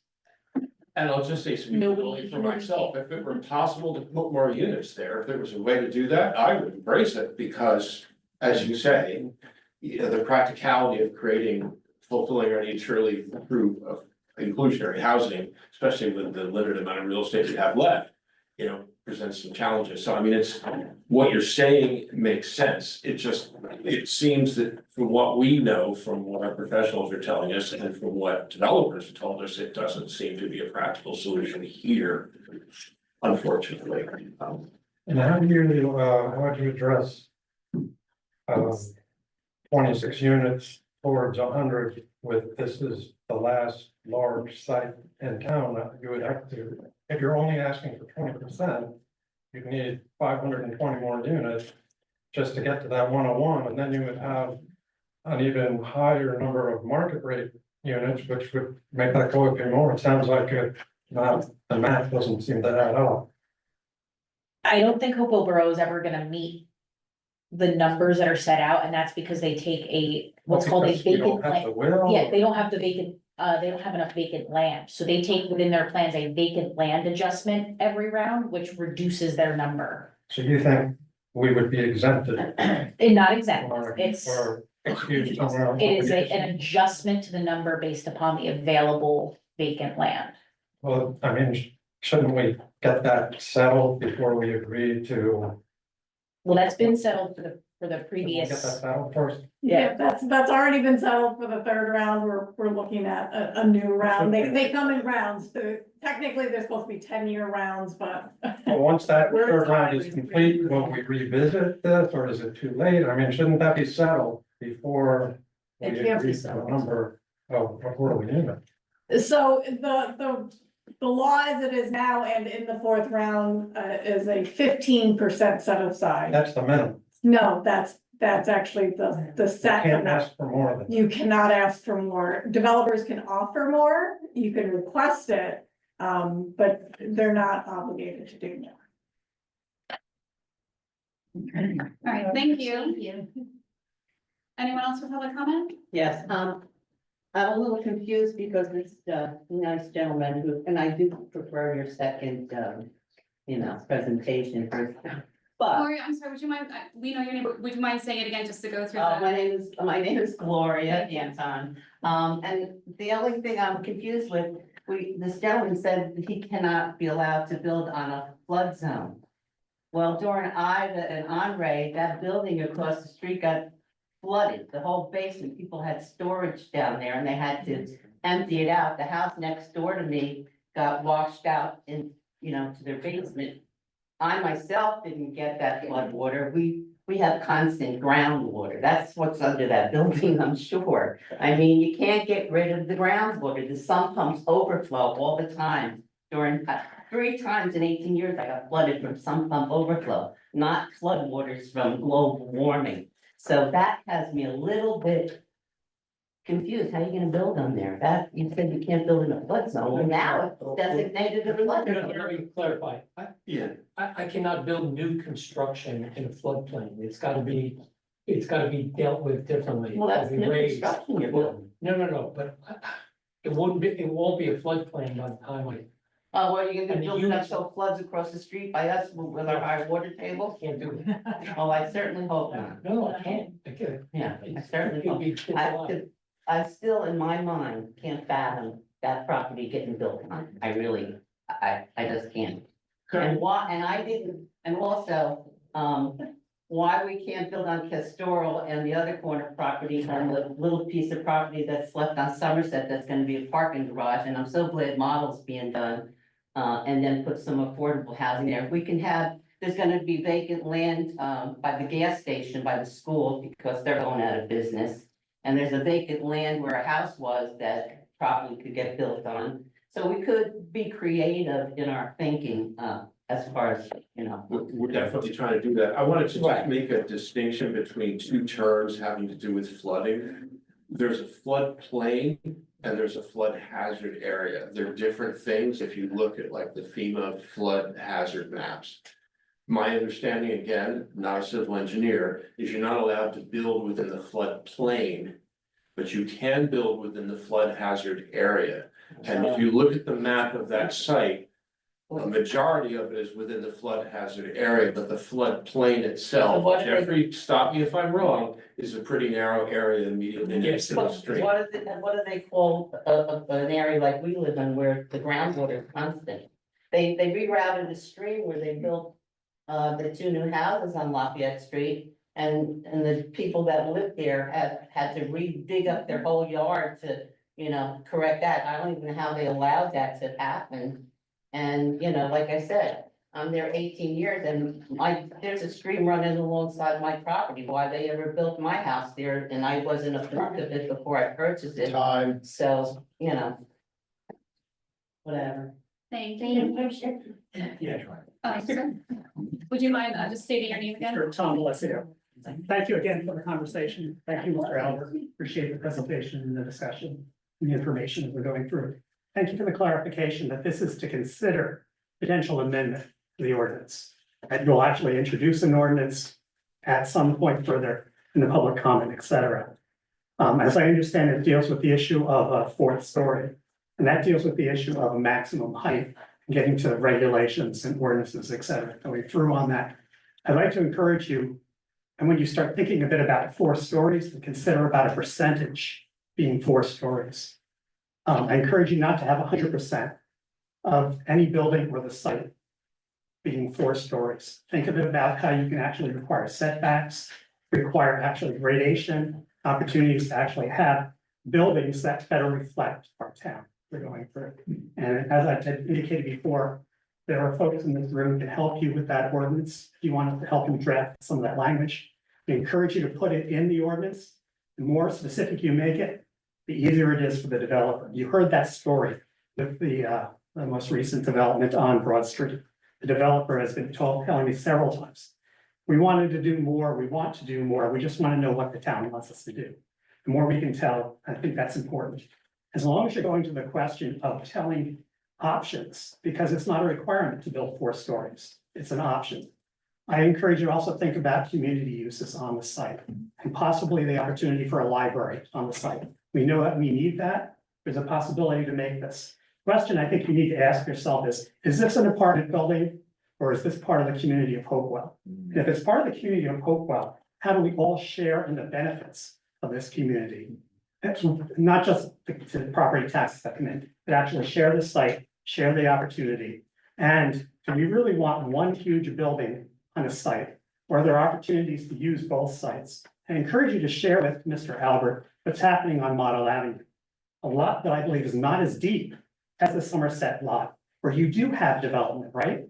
Townhouses, multiple phases of townhouses also. And there's opportunities for parking on that. The idea, again, not to have a parking lot in Hopewell. No lot should be a parking lot. Use the opportunity for beneficial development and spread that development throughout both sites. Thank you again. Mr. Gillespie, you're at Blasting, correct? I teach at the Blasting School, correct? Yes, thank you. Thank I'm program. Thanks. Yeah. I'm sorry, there's only one, you're allowed to make one public comment during each session. No. Sorry about that. Brownfields, just want to know if you guys have ever saw brownfields, something from the EPA in the whole duration of the 12 years that you've been. I can't make the, I'm sorry, we said it in the beginning, and again, this is mostly to talk about building height. But again, there's gonna be plenty more discussions about this redevelopment project, so more opportunities. Anyone else who has not made public comment in this round? And I don't see anyone online. So with that, I will. A motion to. Take a motion, it's the last call, all right. Deb, a motion to close public comment, can I get a second? Second. David, all right, public comment is now closed. So let's have our discussion. It appears to me that most people who spoke about building height were in favor of amending, we're talking about amending the resolutions or the ordinance, please, it is late. Okay. The ordinance to allow a 4-story building. So should we take a vote, Reggie, on that? How should we do it? Or you just do like a. Just raise a hand. Are Okay. we having a discussion at all? Yeah, it would be. Heidi? Come up with a draft amendment Yes, for consideration. exactly. For introduction, October 7th. Introduction. And do we want to, aside from the, there's the height requirement overall, are there, in directing our professionals, do we want to think about other, limitations? I mean, actually what Tom Gillespie was just talking about, I mean, are there other aspects of this that we would need to consider other than strictly height? Does it bring into focus other issues in terms of placement or setbacks or anything else we should be thinking about? I don't know, I'm just asking. I mean, I think obviously from the concept plans presented, there's no intention to put the 4 stories onto the street. So I think Right. Joanne and I can craft an ordinance that respects those intentions, that the intent is for the 4-story to be at the back of the property. And the stream provides a natural separation between the eastern property boundary and the building, right? You're not gonna be close to the property line, but if the property line is on the east side of the stream, so. Seal that. Is there anything we put in there to have it just be for this specific site, or is that not allowed within? Well, this is a redevelopment plan, so Yes. it's only for this site. So it would be to basically amend the height requirement in the redevelopment plan, and I guess my question is are there any other changes that would be related to that, other than strictly changing the height number, that number itself? Is there anything else, Joanna, or? There's nothing that the 4 stories would trigger, that would require changes, just because, the height isn't gonna affect the setbacks where the building's gonna be, Sure. located. If the council wants to look at setbacks or something else, we can. No, I mean, Look at that, but there's nothing about the 4-story that's gonna That trigger. triggers that, right, I mean, I'm just, right, that was my point was, is there something that the height requirement specifically triggers that we need to consider? Are there related aspects to it that? I think she said no. Okay. Right. All right, so Heidi has something to say. Do I Yeah, have sorry, you? I just wanted a little clarification, I do agree. Oh, can you hear me? Uh-oh. Are you able to hear me? Can Working on it. you hear me? Can I be heard? I don't know. Can you unmute yourself, Heidi? I am unmuted. And it says, looks like you're done talking. I can see. Try to get back. It's obviously picking up her voice with the camera. Yeah. Putting her on the screen. Tag team. I can type. I can type.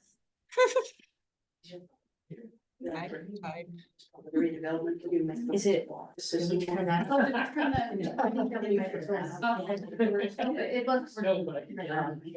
Well, yeah, you can sound like my side. Okay, thank you, Heidi. Yeah, let me just. We're gonna translate for Heidi, she's gonna. Okay, It's typing. yeah, I'm Oh, yeah. She's typing. Yeah, I think.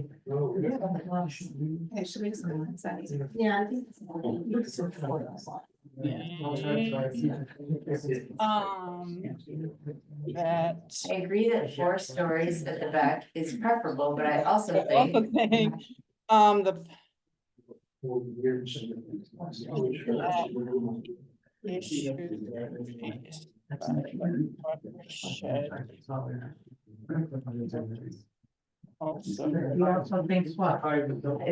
Dot, I'm waiting. Possible. Very suspenseful.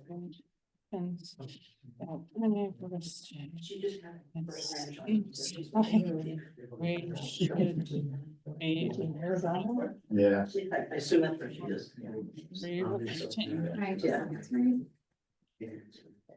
The ordinance. Oh, God. All right, I got the second half. I agree that 4 stories at the back is preferable, but I also think that the issue raised by the watershed should also be considered if possible. Maybe that happens at planning board stage, but it seems like we should be addressing that before rewriting the ordinance. Yeah. I just, yeah, maybe.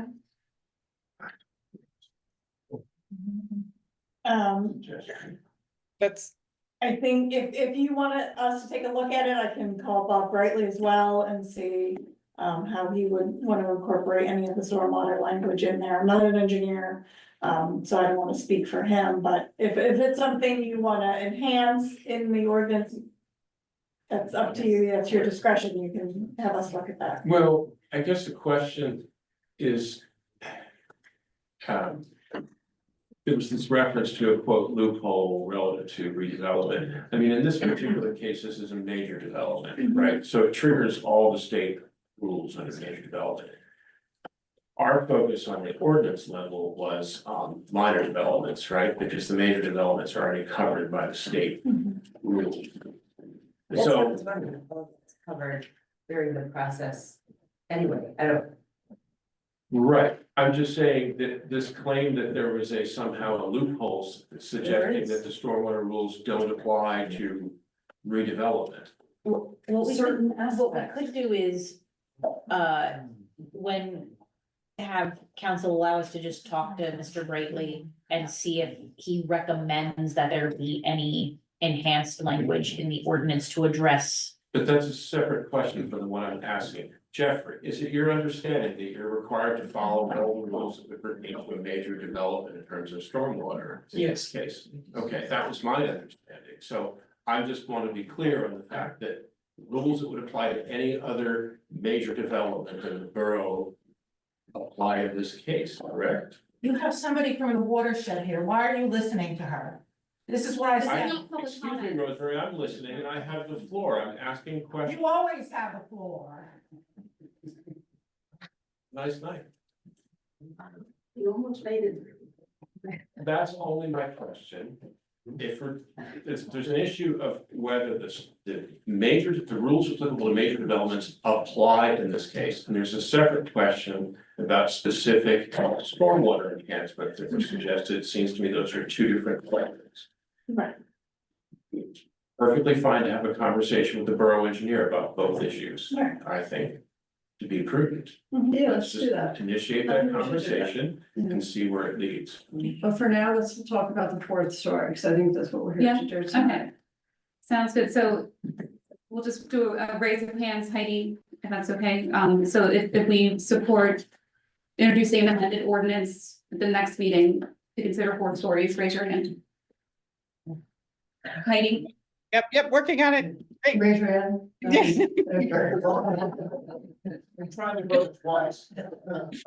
Again, just to Can go you over the schedule, read my October 7th comments is the too? next council meeting. That is when the amended ordinance will be introduced. That is a Monday, not a Thursday. So just put that on your calendars.